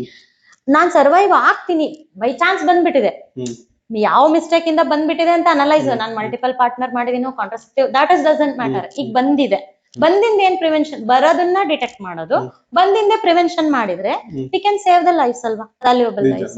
ಹಾ, ಇದು ಒಂದ್ ಕಡೆಯಿಂದ women ಇದು ಮಾಡ್ತಾ ಇದ್ದೇವೆ ಅಲ್ವಾ, ಇನ್ನೊಂದ್ ಕಡೆಯಿಂದ ಮೇಲ್ ಪಾರ್ಟ್ನರ್ ಇದ್ದು ಮೇಲ್ ಮಲ್ಟಿಪಲ್ ಪಾರ್ಟ್ನರ್ ಜೊತೆ ಇದ್ರು, ಇವ್ರು ಒಬ್ರ ಜೊತೆ ಇದ್ರು, ಒಂದ್ ಪಾರ್ಟ್ನರ್ ಜೊತೆ ಇದ್ರು ಅವಾಗೂ ಬರೋ ಚಾನ್ಸಸ್ ಇರುತ್ತೆ ಸರ್. ಬರೋ ಚಾನ್ಸಸ್ ಇರುತ್ತೆ. ಫಿಮೇಲ್ ಒಂದೇ ಪಾರ್ಟ್ನರ್ ಇದ್ರೂನು ಮೇಲ್ ಮಲ್ಟಿಪಲ್ ಪಾರ್ಟ್ನರ್ ಇಂದ ಅವ್ರಿಗೆ ಬಂದಿರುತ್ತೆ, ಅವ್ರ ಥ್ರೂ ಇವ್ರಿಗೆ ಬರುತ್ತೆ ಸರ್. ಅದು ಕಾಮನ್ ಸರ್. ಟ್ರಾನ್ಸ್ಫರ್ ಡೆಫಿನೆಟ್ಲಿ ಆಗುತ್ತೆ ಸರ್. ಅದಕ್ಕೆ ನಾನು ಅದೇ ಹೇಳ್ತಿರೋದು, ಈಗ ಏನು ಅಲ್ಟಿಮೇಟ್ಲಿ ದ ವಿಕ್ಟಿಮ್ ಅಂತ ನಮ್ ಸಮಾಜ, ಮೇಲ್ ಡಾಮಿನೇಟೆಡ್ ಸೊಸೈಟಿ ಲೈಕ್ ಇಂಡಿಯಾ ಏನ್ ಗುರುತಿಸುತ್ತೆ, ಅಲ್ಟಿಮೇಟ್ಲಿ ಮಿಸ್ಟೇಕ್ ಈಸ್ ವುಮೆನ್ ಅಂತಾನೆ ಹೇಳುತ್ತೆ. ಮೆನ್ದು ಅನ್ರೆಕಗ್ನೈಸ್ಡ್ ಆಗ್ಬಿಡುತ್ತೆ. ಅವ್ರುನು ಈ ತರದ ವಿಡಿಯೋಸ್ ಗಳನ್ನ ತಿಳ್ಕೊಳ್ಳೇಬೇಕು. ನನ್ನ ಪಾರ್ಟ್ನರು, ನನ್ ಮಿಸ್ಸಸ್, ನನ್ ವೈಫ್, ನನ್ ಗರ್ಲ್ ಫ್ರೆಂಡ್ ಚೆನ್ನಾಗೇ ಇದ್ದಾಳೆ, ಯಾಕೆ ಬರುತ್ತೆ? ಅವ್ರ ಮಿಸ್ಟೇಕ್ ಇಂದ ಇವ್ರು ಸಫರ್ ಆಗ್ತಿದ್ದಾರೆ. ಸೊ ಅವರು ಮೇನ್ ಆಗಿ ತಿಳ್ಕೊಬೇಕಾಗಿರೋದೇ partners sir. Whatever the type of partner it may be, husband, boyfriend or whatever. So ಈಗ ಒಂದು ಇದೆಲ್ಲ ನಾವು ಡಿಸ್ಕಷನ್ ಮಾಡ್ತಾ ಬರ್ತಾ ಇದೀವಿ. ಈಗ HIV ಗೆ ಔಷಧಿ ಏನು ಮೆಡಿಸನ್ ಅಂತ ನಾವ್ ಹೇಳ್ತೀವಿ ಬಂದಿದೆ ಅಂತ ಹೇಳ್ತಾ ಇದ್ದಾರೆ. ಸೊ 100% ಕ್ಯೂರೇಬಲ್ ಅದು ಒಂದ್ ಕಡೆಯಿಂದ ಇನ್ನ 100% ಬಂದಿಲ್ಲ ಅಂತ ತಾವ್ ಹೇಳ್ತಾ ಇದ್ದೀರಾ. ಇನ್ನೊಂದ್ ಕಡೆಯಿಂದ ಎಲ್ಲೋ ಕೇಳ್ಪಟ್ಟಿರುವಂತದ್ದು ನನಗೆ ಗೊತ್ತಿಲ್ಲ, ಅದೆಷ್ಟು ಅಥೆಂಟಿಕ್ ಅಂತ ಗೊತ್ತಿಲ್ಲ. HIV ಸಿಕ್ಕಿದೆ, ಔಷಧಿ ಸಿಕ್ಕಿದೆ, ಕಂಡಿಡ್ದಿದ್ದಾರೆ, ಅದು ಬಂದಿದ್ರು ಕೂಡ ಗುಣಮುಖ ಆಗ್ತಾ ಇದ್ದಾರೆ ಅಂತ ಹೇಳ್ತಾ ಇದ್ರೆ. ಒಂದು we are talking about sexually transmitted ಬರ್ತಾ ಇದೆ HIV ಅಲ್ವಾ, ಇದು ಒಂದು ಔಷಧದ ಬಗ್ಗೆ ಹೇಳ್ತಾ ಇದ್ದೀನಿ. ಇನ್ನೊಂದ್ ಕಡೆಯಿಂದ ಬಂದು ಈಗ ಒಂದು ಯಂಗ್ ಜನರೇಷನ್, ನಾವೇನು ಈಗ ಜೆನ್ಜಿ ಅಂತ ಹೇಳ್ತೀವಿ, ಆಲ್ಫಾ ಅಂತ ಹೇಳಿ, ಅಟ್ ಲೀಸ್ಟ್ ಜೆನ್ಜಿ ಲೆವೆಲ್ ಈಗ all are in teenage level ಅಲ್ವಾ. ಈಗ ಒಂದು ಟ್ಯಾಟೋ ಕಲ್ಚರ್ ಅಂತ ಬಂದಿದೆ. ಟ್ಯಾಟೋ ನೀಡಲ್ಸ್ ಇಂದನೂ ಟ್ರಾನ್ಸ್ಮಿಟ್ ಆಗುತ್ತೆ. Exactly sir, exactly. ಸಿ, ನೀವು mode of transmission of HIV ಅಲ್ಲಿ ಒಂದು transmitted to direct blood transfusion ಅಂತ ಕರಿತೀವಿ. ಡೈರೆಕ್ಟ್ ಬ್ಲಡ್ ಟ್ರಾನ್ಸ್ಫ್ಯೂಷನ್ ಯಾವಾಗ ಮಾಡ್ತೀರಾ ನೀವು? ಲೋ ಬ್ಲಡ್ ಲೆವೆಲ್ ಇದ್ದಾಗ, ಟೋಟಲ್ ಬ್ಲಡ್ ಲೆವೆಲ್. ಈಗ ಬಿಡಿ, ಬ್ಲಡ್ ಅಲ್ಲಿ ಕಂಪೋನೆಂಟ್ಸ್ ಬೇರೆ ಬೇರೆ ಬರುತ್ತೆ. ನನ್ ಬ್ಲಡ್ ಗ್ರೂಪ್ ಅಲ್ಲೇ ನನಗೆ WBC ಕಡಿಮೆ ಆದ್ರೆ WBC 1 ಟೈಪ್ ನೇ ಕೊಡ್ತಾರೆ. ಟೋಟಲ್ ಬ್ಲಡ್ ಕಡಿಮೆ ಆದ್ರೆ during operations, severe major operations blood transfusion ಆಗುತ್ತೆ. ಬ್ಲಡ್ ಟ್ರಾನ್ಸ್ಫ್ಯೂಷನ್ ಆಗೋದು ಅದು ಕಾಮನ್. ಅವ್ರೆಲ್ಲಾ ಟೆಸ್ಟ್ ಫಾಲೋ ಮಾಡಿ ಟ್ರಾನ್ಸ್ಫ್ಯೂಸ್ ಮಾಡ್ತಾರೆ ಹಾಸ್ಪಿಟಲ್ಸ್ ಅಲ್ಲಿ. ಈಗ ಅದು ಟ್ಯಾಟೋದಲ್ಲಿ ಏನು ಅಂತಂದ್ರೆ, they are not maintaining the accurate sterility. Hygiene level ಮೀರಿದ್ದು ಸರ್ ಅದು. Needles accurate sterility. ನಾವು ಲ್ಯಾಬ್ ಅಲ್ಲಿ UV ಟ್ರೀಟೆಡ್ ಚೇಂಬರ್ ಇಟ್ಕೊಂಡು 90% 100% ಆಲ್ಕೋಹಾಲ್ ಇಂದ ವೈಪ್ ಮಾಡಿ UV ಚೇಂಬರ್ ಅಲ್ಲಿ ಅದನ್ನ ಗಂಟೆಗಟ್ಟಲೆ ಸ್ಟೆರಿಲೈಸ್ ಮಾಡಿದ್ರುನು we can't achieve the perfect sterility ಅಂತ ಹೇಳ್ತೀವಿ. 100 ಸಾಧ್ಯನೇ ಇಲ್ಲ ಸರ್. ನೀವು ಈಗ ಡಿಸ್ಇನ್ಫೆಕ್ಟೆಂಟ್ ಆಡ್ ನೋಡಿದೀರಾ? ಹಿಂಗೆ ಕವರ್ ಗಳಲ್ಲಿ ಒಂದೇ ಒಂದು ಹುಳನಾದ್ರೂ ತೋರಿಸ್ತಾರೆ. 100% ಶ್ಯೂರ್, ಯಾರು ಹೇಳಕ್ಕಾಗಲ್ಲ. We can't filter the atmosphere completely because it is a atmosphere. It is a mixture of everything. Not only pathogens, not only chemicals, dust, everything. ನಾವು ಸಪರೇಟ್ ಯೂನಿಟ್ಸ್ ಮಾಡಿರ್ತೀವಿ sterility maintain ಗೆ ಅಂತ ಹೇಳಿ. ಕಾಸ್ಟ್ಲಿ ಕ್ರೋರ್ಸ್ ಟುಗೆದರ್ ಒಳ್ಳೆ company prefer ಮಾಡಿ OT equipments ನ ತರಿಸಿರ್ತೀವಿ. ಅಲ್ಲಿ staff ಗಳಿಗೆ ಪ್ರೋಟೋಕಾಲ್ ಮಾಡಿರ್ತೀವಿ, ಮಾಸ್ಕ್, ಕವರ್, ನೀವು PPE ಕಿಟ್ ನೋಡಿದೀರಾ ಹೆಂಗಿತ್ತು ಕೋವಿಡ್ ಟೈಮ್ ಅಲ್ಲಿ ಅಂತ. At that condition only you are failed to achieve the 100% sterility ಅಂದ್ರೆ hygiene ಅನ್ನೋದು ಒಂದು ಕೆಳಗಿನ word sir. How can the tattoo peoples can achieve the 100% sterility sir? Anyway they are not doing any blood test while tattooing. ಅದು ನನಗಿಂತ HIV ಇತ್ತು, ನನಗ್ tattoo ಮಾಡ್ದೆ, ಏನೋ ಒಂದು ಆಲ್ಕೋಹಾಲ್ ಅಲ್ಲಿ ಡಿಪ್ ಮಾಡಿದೆ sir. Bacteria itself ultra microscopic ಅಂತೀವಿ ನಾವು, electron microscopic. Virus feeds on bacteria ಅಂದ್ರೆ ನೀವು how small it is you can imagine sir. One bacteria can accommodate 100 virus ಅಂದ್ರೆ how small. Imagine, you can't imagine how much sterile you maintain also that virus can transfer through tattoos. Absolutely sir. Tattoo ಕೂಡ ಇದು. Oh yes, that is one of the not complete medicine madam. ಇವಾಗ ಅದೇನು ಬಂದೇ ಇಲ್ಲ ಅಂತ ಹೇಳ್ತಾರೆ sir. HIV ಬಂದೇ ಇಲ್ಲ ಅಂತ ಹೇಳಕ್ಕಾಗಲ್ಲ ಸರ್. ನಾನು ಆಸ್ ಪರ್ ನಾಲೆಡ್ಜ್ ಹೇಳ್ತೀನಿ. ಈಗ ನೀವು ಮಕ್ಕಳಿಗೆ ವ್ಯಾಕ್ಸಿನ್ಸ್ ಹಾಕ್ಸಿರ್ತೀರಲ್ವಾ, ನೀವು ಹುಟ್ಟಿದ ಮಕ್ಕಳಿಗೆ ನೀವು ಒಂದು ಹಾಸ್ಪಿಟಲ್ ಕರ್ಕೊಂಡು ಹೋಗಿರ್ತೀರ, ಅವ್ರದೊಂದು ಚಾರ್ಟ್ ಕೊಡ್ತಾರೆ. BCG, ನಿಮೋನಿಯಾ ಯಾವ್ದು ಆಲ್ಮೋಸ್ಟ್ 10 years ತನಕ ಕೊಡ್ಬೋದು, 16 ವರ್ಷದ ತನಕ ಕೊಡ್ಬೋದು. ನೀವು ಮುಂಚೆ ನಾವೆಲ್ಲ ಚಿಕ್ಕವರಿದ್ದಾಗ ನಮ್ ತಂದೆಯವ್ರಿಗೆ ಇಷ್ಟು ದೊಡ್ಡದು ಬರ್ತಿತ್ತು ಸರ್, ಅದಕ್ಕೆ ಮಾರ್ಕ್ ಇದೆ. ನಮಗೂ ಚಿಕ್ಕ ಮಾರ್ಕ್ ಇದೆ. ಏನಂದ್ರೆ ನಾವು BCG ಅಥವಾ ಪೋಲಿಯೋ ನಾನು ಈಗ ಹೇಳ್ದೆ, ನನ್ನಿಂದ ನಿಮಗೆ ಹೋಗೋಷ್ಟು ಅದು ಡಿಫ್ರೆಂಟ್ ಸ್ಟ್ರೈನ್ಸ್ ಅಂತ ಕರಿತೀವಿ ನಾವು ಬ್ಯಾಕ್ಟೀರಿಯಾನ. ಈಕೊಲೈ ಅನ್ನೋದು ಒಂದು ಬ್ಯಾಕ್ಟೀರಿಯಾ ಸರ್. ಈಕೊಲೈ 225 ಟೈಪ್ ಈಕೊಲೈಸ್ ಇದಾವೆ. ಇನ್ನೂ ಸ್ಟಡಿ ಮಾಡಿದ್ರೆ ಇನ್ನೂ ಬರ್ತಾನೆ ಇರ್ತಾವ ರೀಸೆಂಟ್ ರಿಪೋರ್ಟ್ಸ್. ಅದೇ ತರ ಒಂದು ಲ್ಯಾಬ್ ಅಲ್ಲಿ ಟೆಸ್ಟ್ ಮಾಡಿರ್ತಾರೆ ಸರ್. HIV ನ ಈ ವರ್ಷನ್ ಅಲ್ಲಿ ಬರ್ಬೋದು, ಒಂದು 5 ತರದ ವರ್ಷನ್ ಅವರಿಗೆ ಲ್ಯಾಬ್ ಟೆಸ್ಟ್ ಇಂದ ಸಿಕ್ಕಿರುತ್ತೆ. 5 ಮೊನೋವ್ಯಾಲೆಂಟ್, ಬೈವ್ಯಾಲೆಂಟ್, ಟ್ರೈವ್ಯಾಲೆಂಟ್, ಟೆಟ್ರಾವ್ಯಾಲೆಂಟ್, ಪೆಂಟಾವ್ಯಾಲೆಂಟ್ ಅಂತ ಅವ್ರು ಹೇಳ್ತಾರೆ. ವ್ಯಾಕ್ಸಿನ್ಸ್ ಕೂಡ ಹಂಗೆ. ಈ ವ್ಯಾಕ್ಸಿನ್ಸ್, ಮೆಡಿಸಿನ್ಸ್, ನೀವು ಬ್ರಾಡ್ ಸ್ಪೆಕ್ಟ್ರಮ್ ಆಂಟಿಬಯೋಟಿಕ್ಸ್, ನೀವು ಜ್ವರಕ್ಕೂ ಹೋಗ್ಲಿಲ್ಲ, ಟೈಫಾಯ್ಡ್ಗೂ ಹೋಗ್ಲಿಲ್ಲ ಅಂತಂದ್ರೆ ನಿಮಗೆ IV ಬ್ರಾಡ್ ಸ್ಪೆಕ್ಟ್ರಮ್ ಹಾಕ್ತಾರೆ. ಬ್ರಾಡ್ ಅಂದ್ರೆ ಇರಾಬರ ಎಲ್ಲದಕ್ಕೂ ಆಂಟಿಬಯೋಟಿಕ್ ವರ್ಕ್ ಆಗುತ್ತೆ ಅಂತ. ಅದೇ ರೀತಿ HIV ಡ್ರಗ್ ಕೂಡ ನೀನ್ HIV ಟೈಪ್ 1, ಟೈಪ್ 2, ಟೈಪ್ 3, 3.1 ಈ ತರ ಒಂದ್ ಲಿಸ್ಟ್ ಮಾಡ್ಕೊಂಡಿರ್ತಾರೆ. ಅದಕ್ಕೆ ಅವರು ಡ್ರಗ್ ನ ಡಿಸೈನ್ ಮಾಡಿ ಬಿಟ್ಟಿರ್ತಾರೆ ಸರ್. ಅವರು ಒಂದು ಸ್ಯಾಂಪಲ್ ಟೆಸ್ಟ್, ಹ್ಯೂಮನ್ ಟೆಸ್ಟ್ ಮಾಡಿರ್ತಾರೆ ಪಾಸಿಟಿವ್ ಪೇಷಂಟ್ಸ್ ಗೆ. ಅವ್ರು 10ಗೆ ಔಟ್ ಆಫ್ 8 ಅಥವಾ 7 ಸಕ್ಸಸ್ ಆಯ್ತು ಅಂದ್ರೆ they will marketing like we invented the drug for HIV ಅಂತ ಆಬ್ವಿಯಸ್ಲಿ ಮಾಡ್ತಾರೆ sir. That is not 100% sure. It may work, may not work. ಈಗ cervical ಗರ್ಭಕೋಶ ಇದಕ್ಕೆ ಬರೋಣಂತೆ. ಈ ಗರ್ಭಕೋಶ ಈಗ ನಾರ್ಮಲ್ ಆಗಿ ಎಲ್ಲಾ ಕಡೆ ನಾವು ಕೇಳ್ತಿರುವಂತದ್ದು, ನೀವು ಅವಾಗ್ಲೇ ಮೆನ್ಷನ್ ಮಾಡಿದಂಗೆ ಕ್ಯಾನ್ಸರ್ ಅಥವಾ ಅದನ್ನ ತೆಗಿಲೇಬೇಕು ಅಂತ ಹೇಳ್ತಾರೆ. ಇವ್ರು ಏನೋ ಒಂದ್ ಸಮಸ್ಯೆಗೆ ಹೋಗಿರ್ತಾರೆ, ಈಗ ಎಲ್ಲಾ ಕಡೆ ತೆಗೀರಿ ಅಂತ ಹೇಳ್ತಾರೆ. ಹಿಂಗ್ ಇರ್ಬೇಕಾರೆ ಅದು ಜಿನ್ಯೂನ್ ಇದನ್ನ ಜಿನ್ಯೂನ್ ಇಲ್ವಾ ಅನ್ನೋದು ಯಾವ ತರ ನಾವು ಕಂಡು ಹಿಡ್ಕೋಬೇಕು? ಈಗ ಹೋದ್ಕೊಳ್ಳಿ ಹಿಂಗ್ ತೊಂದರೆ ಆಗ್ತದೆ, ಮುಂದೆ ಕ್ಯಾನ್ಸರ್ ಟರ್ನ್ ಆಗುತ್ತೆ, ತೆಗಿಸ್ಬಿಡ್ರಿ ಅಂತ ಹೇಳ್ತಾರೆ. ಇನ್ನೊಂದ್ ಡಾಕ್ಟರ್ ಹತ್ರ ಒಂದು ಬೇರೆ ಒಂದು ದೊಡ್ಡ ಹಾಸ್ಪಿಟಲ್ ಹೋದ್ರೆ ಆತರ ಆಗಿರುವಂತದ್ದು ಇದೆ, ನನಗ್ ಗೊತ್ತಿರಲ್ಲ ಒಬ್ರು ಆಗಿದೆ. ಬಟ್ ಬೇರೆ ಕಡೆ ಹೋಗಿ ಸೆಕೆಂಡ್ ಒಪಿನಿಯನ್ ಅಂತ ತಗೊಂಡಾಗ ಇದೆಲ್ಲ ಏನು ಇಲ್ಲ ರೀ, ಇದೇನು ಬೇಕಾಗಿಲ್ಲ, ತೆಗಿ ಅಂತದೇನ್ ಬೇಕಾಗಿಲ್ಲ, ಮಾಡ್ಬೇಡ್ರಿ ಅಂತ ಹೇಳಿ. ಬಟ್ ಇವತ್ತಿನವರೆಗೂ ಎಷ್ಟೋ ವರ್ಷ ಆದ್ರೂ ಏನೋ ಆಗಿಲ್ಲ, ಚೆನ್ನಾಗೇ. ಸೊ ಈ ತರ ಇರ್ಬೇಕಾದ್ರೆ ಕಂಡಿಡಿಯೋದು ಹೇಗೆ ನಾವು ಸರ್? ಕಂಡಿಡಿಯೋದು ಅದೇ ಹೇಳದ್ನಲ್ಲ, first age sir. Age how many days they are, how many years they are using the contraceptives, and how many years from since how many years they are engaging with the multiple partners. ಅದಕ್ಕೆ ಬರುತ್ತೆ ಮತ್ತೆ ಅದಕ್ಕೆ ಬರುತ್ತೆ sir ಅದು. ಈಗ ಅಕಸ್ಮಾತ್ ಯಾರು ಆತರ ಮಲ್ಟಿಪಲ್ ಪಾರ್ಟ್ನರ್ ಇಲ್ಲ, ಏನು ಇಲ್ಲ ಸರ್, ಈಗ ನಮ್ಮ ಫ್ಯಾಮಿಲಿ ಮೆಂಬರ್ಸ್ ಅಲ್ಲೇನೆ ಎಷ್ಟೊಂದು ಜನಕ್ಕೆ ಯೂಟರಸ್ ನ ರಿಮೂವ್ ಮಾಡಿಸ್ಕೊಂಡಿದ್ದಾರೆ, ಕ್ಲೋಸ್ ರಿಲೇಟಿವ್ಸ್ ಅಲ್ಲೇ. ಅವ್ರು ಯಾವ ಏಜ್ ಅಲ್ಲಿ ರಿಮೂವ್ ಮಾಡಿಸ್ಕೊಂಡಿದ್ದಾರೆ? 45+, 40+, 50+. ಅವಾಗ ಏನಾಗಿರುತ್ತೆ, ಆಪರೇಷನ್ ಮಾಡಿಸ್ಕೊಳ್ಳೋದು ಅಂದ್ರೆ ಹೆಣ್ಮಕ್ಳಿಗೆ ಭಯ ಇರುತ್ತೆ. ಕಟ್ ಮಾಡ್ತಾರೆ, 1 ಸೆಂಟಿಮೀಟರ್ ಕಟ್ ಮಾಡ್ತಾರೆ, 5 ಸೆಂಟಿಮೀಟರ್, ನಮ್ ದೇಹ ವೀಕ್ ಆಗುತ್ತೆ ಅಂತ ಇರೋರು ಅವರು ಕಾಂಟ್ರಾಸೆಪ್ಟಿವ್ಸ್ ನ ಇಯರ್ಸ್ ಟುಗೆದರ್ ಯೂಸ್ ಮಾಡ್ಕೊಂತ ಬಂದಿರ್ತಾರೆ ಸರ್. ನಾನು ಆಗ್ಲೇ ಹೇಳ್ದಾಗೆ, ನೀವು ಯುರಿನರಿ ಟ್ರಾಕ್ಟ್ ಇನ್ಫೆಕ್ಷನ್ ಇದ್ರೇನು ಬಿಟ್ರೇನು ಸರ್, ಇರ್ಬೋದು, ಇರ್ದೇನು ಇರ್ಬೋದು, ನಮ್ಮ ಗರ್ಭಾಶಯದ ಸೆಲ್ಸ್ ಕ್ಯಾನ್ಸರ್ ಸೆಲ್ಸ್ ಆಗಿ ಕನ್ವರ್ಟ್ ಆಗ್ಬಿಟ್ಟಿರ್ತಾವೆ. ಸೊ ಅಲ್ಲಿ ಎಂಗೇಜ್ ಇಂದ ಏನ್ ಪ್ರಾಕ್ಟೀಸ್ ಆಗಿದೆ ಅದು ಓಲ್ಡರ್ ಏಜ್ ಅಲ್ಲಿ ಎಫೆಕ್ಟ್ ಆಗುತ್ತೆ. ಅದು ನಾನು ಅದಕ್ಕೆ ಹೇಳಿದೆ, ಏಜ್, ಪ್ರಾಕ್ಟೀಸ್, ಯೂಸಸ್ ಎಲ್ಲದನ್ನು ಅನಾಲಿಸಿಸ್ ಮಾಡಿ ಫಸ್ಟ್ ಒಪಿನಿಯನ್ ಅಂದ್ರೆ ಅದು ನಿಮಗೆ ಕ್ಯಾನ್ಸರ್ 2 ಟೈಪ್ಸ್ ಇರುತ್ತೆ ಸರ್. ಮೆಟಾಸ್ಟಾಸಿಸ್ ಅಂಡ್ ಬೆನೆಗ್ನೆಂಟ್ ಅಂತ. ಬೆನೆಗ್ನೆಂಟ್ ಅಂದ್ರೆ ಅಲ್ಲೇ ಇರುತ್ತೆ ಅದು. ಮೆಟಾಸ್ಟಾಸಿಸ್ ಅಂದ್ರೆ ಈಗ ನಾನ್ ಕ್ಯಾನ್ಸರ್ ಆಗಿದ್ದೀನಿ, ನಾನ್ ಯಾಕೆ ಸುಮ್ನಿರ್ಬೇಕು? ಯುಟೆರಸ್ ಬಿಟ್ಟು, ಈಗ ನಮ್ದು ರಿಪ್ರೊಡಕ್ಟಿವ್ ಗೆ ಬೇರೆ ಅಂಗ ಇದೆ, ಡೈಜೆಸ್ಟಿವ್ ಬೇರೆ ಆರ್ಗನ್ ಸಿಸ್ಟಮ್ ಇದೆ, ಅಲ್ಲಿ ಹೋಗ್ಬಿಟ್ಟು ಅಲ್ಲಿರೋ ಸೆಲ್ಸ್ ನ ಸ್ಟಿಮ್ಯುಲೇಟ್ ಮಾಡ್ತಿರುತ್ತೆ. ಸ್ಟಿಮ್ಯುಲೇಟ್ ಮಾಡಬಾರ್ದು, ಅಷ್ಟೊಂದು ಸ್ಪ್ರೆಡ್ ಆಗಿದೆ ಫುಲ್ ಸರ್. ನಮ್ದು ಹಿಂಗ್ ಬರುತ್ತೆ, ಫೆಲೋಪಿಯನ್ ಟ್ಯೂಬ್, ಗರ್ಭಾಶಯ ಹಿಂಗ್ ಬರುತ್ತೆ, ಇದಿಷ್ಟು ಸ್ಪ್ರೆಡ್ ಆಗಿದೆ ಸರ್. ನೆಕ್ಸ್ಟ್ ಸ್ಪ್ರೆಡ್ ಆಗೋ ಚಾನ್ಸ್ ಎಲ್ಲಿರೋದು? ಲಾರ್ಜ್ ಇಂಟೆಸ್ಟೈನ್ ಗೆ ಅಥವಾ ದೊಡ್ಡ ಕರಳಿಗಿರೋದು. ಏನ್ ಅವಾಗ ಅಡ್ವೈಸ್ ಮಾಡ್ತಾರೆ? ಬರುತ್ತೆ ಹೊಟ್ಟೆಗೆ ಅಂತ, ಕಾಮನ್ ಆಗಿ ಹೊಟ್ಟೆಗೆ ಅಂತ ಹೇಳ್ತೀವಿ ನಾವು. ಸಣ್ಣ ಕರಳು, ದೊಡ್ಡ ಕರಳು, ಸ್ಮಾಲ್ ಇಂಟೆಸ್ಟೈನ್, ಲಾರ್ಜ್ ಇಂಟೆಸ್ಟೈನ್ ಅಂತ ಹೇಳ್ತೀವಿ. ಅಲ್ಲಿಗೆ ಸ್ಪ್ರೆಡ್ ಆಗ್ಬಾರ್ದು ಅನ್ನೋ ಕಂಡೀಷನ್ ಅಲ್ಲಿ ಇದ್ರೆ ನಿಮಗೆ ಮಕ್ಕಳಾಗ ಏಜು ಮುಗ್ದಿರುತ್ತೆ, ಮೆನೋಪಾಸ್ ಟೈಮು ಬಂದಿರುತ್ತೆ ಅಥವಾ ಮೆನೋಪಾಸ್ ಆಗೇ ಹೋಗಿರುತ್ತೆ. ಅವಾಗ ನೀವು ಯುಟೆರಸ್ ನ ರಿಮೂವ್ ಮಾಡಿಸ್ಕೊಳ್ಳೋದ್ರಲ್ಲಿ ಯಾವುದೇ ರೀತಿ ತೊಂದರೆ ಇಲ್ಲ. ಈಗ ನನಗಿನ್ನ 30, ಒಂದೇ ಮಗು ಆಗಿದೆ ಅಥವಾ ಮಗು ಆಗೇ ಇಲ್ಲ, ಆಮೇಲೆ ಅದು ಇನಿಷಿಯಲ್ ಸ್ಟೇಜ್ ಅಲ್ಲಿ ಇದೆ ಕ್ಯಾನ್ಸರ್, ಅದು ಪ್ರೀ ಕ್ಯಾನ್ಸರಸ್ ಅಂತ ಕರಿತೀವಿ. Pre cancer and post cancer detection.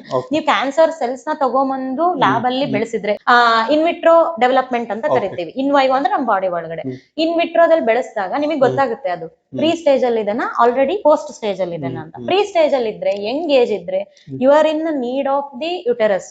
Remove ಮಾಡಿಸಿದ್ರೆ ಹಾರ್ಮೋನಲ್ ಇಂಬ್ಯಾಲೆನ್ಸ್ ಆಗುತ್ತೆ, ಅದರಿಂದ ಬಾಡಿ ಹೆಲ್ತ್ ಗೆ ಇಶ್ಯೂಸ್ ಆಗುತ್ತೆ, ಅವಾಗ ರಿಮೂವ್ ಮಾಡಿಸ್ಬಾರ್ದು. ಸೊ ಅಲ್ಲಿಗೆ ಏಜ್ ಕಂಡೀಷನ್ ಮೇಲೆ, ಫ್ಯಾಮಿಲಿ ಆಗಿದೆ, ಮದುವೆ ಆಗಿದೆ, ಮಕ್ಕಳಾಗಿದೆನೋ ಇಲ್ಲ, ಆತರ ಎಲ್ಲ ಈ ಮೆನ್ಸ್ಟ್ರುಯಲ್ ಸೈಕಲ್ ಸ್ಟಾಪ್ ಮಾಡಿದ್ರೆ, ಯುಟೆರಸ್ ತೆಗ್ಸಿದ್ರೆ ಅವ್ರ ಬಾಡಿ ಸೈಡ್ ಎಫೆಕ್ಟ್ಸ್ ಹೆಂಗಾಗುತ್ತೆ ಅನ್ನೋದ್ರ ಮೇಲೆ ಅದನ್ನ ರಿಮೂವ್ ಮಾಡಿಸ್ಬೇಕಾ ಅಥವಾ ಜಸ್ಟ್ ಟ್ರೀಟ್ಮೆಂಟ್ ಇಂದಾನೆ ಕ್ಯೂರ್ ಆಗುತ್ತಾ ಅನ್ನೋದು ಡಿಸಿಷನ್ ನ ತಗೊಂತಾರೆ ಡಾಕ್ಟರ್. ಕೆಲವು ನೀವು ಅವಾಗ್ಲೇ ಹೇಳ್ತಿದ್ರಿ ಟೆಸ್ಟ್ ಅಂತ ಹೇಳಿ, ಪರ್ಟಿಕ್ಯುಲರ್ ಆಗಿ ಇದೇನದು ಪ್ಯಾಪ್ ಸಮೀರ್ ಅಂತ ಏನಾದ್ರು ಟೆಸ್ಟ್? ಸ್ಮಿಯರ್, ಪ್ಯಾಪ್ ಸ್ಮಿಯರ್ ಆಗ್ಲೇ ಹೇಳಿದೆ ನಾನು.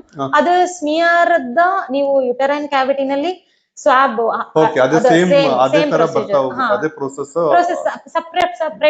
ಸಪರೇಟ್ ಇದೆ ಸರ್. ಇದು ಸ್ಮಿಯರ್ ಅನ್ನೋದು ಕಾಮನ್ ಟೆಸ್ಟ್ ಸರ್. ನಾನು ಹೇಳಿದೆ ಈಗ ವೈರಸ್ ಅಂತಂದ್ರೆ HIV ಅಂದ್ರೆ ಯೂಶಲಿ ಬ್ಲಡ್ ಟೆಸ್ಟ್ ಗೆ ಹೋಗ್ತೀವಿ ನಾವು. ಬ್ಲಡ್ ಅಲ್ಲಿ ನಮ್ಮ HIV ವೈರಸ್ ಗೆ ವಿರುದ್ಧ ಆಂಟಿಬಾಡೀಸ್ ಇತ್ತು ಅಂದ್ರೆ ಅದಕ್ಕೆ ಆಂಟಿಜನ್ ಅಂಡ್ ಆಂಟಿಬಾಡಿ ರಿಯಾಕ್ಷನ್ಸ್ ಅಥವಾ ಹಿಮೆಟಾಲಜಿಕಲ್ ಟೆಸ್ಟ್ಸ್ ಅಂತ ಕರೀತಾರೆ. ನಮಗೆ ಈ ಲಾಕ್ ಗೆ ಈ ಕೀಯಿಂದಾನೇ ಓಪನ್ ಆಗುತ್ತೆ ಅಂತ.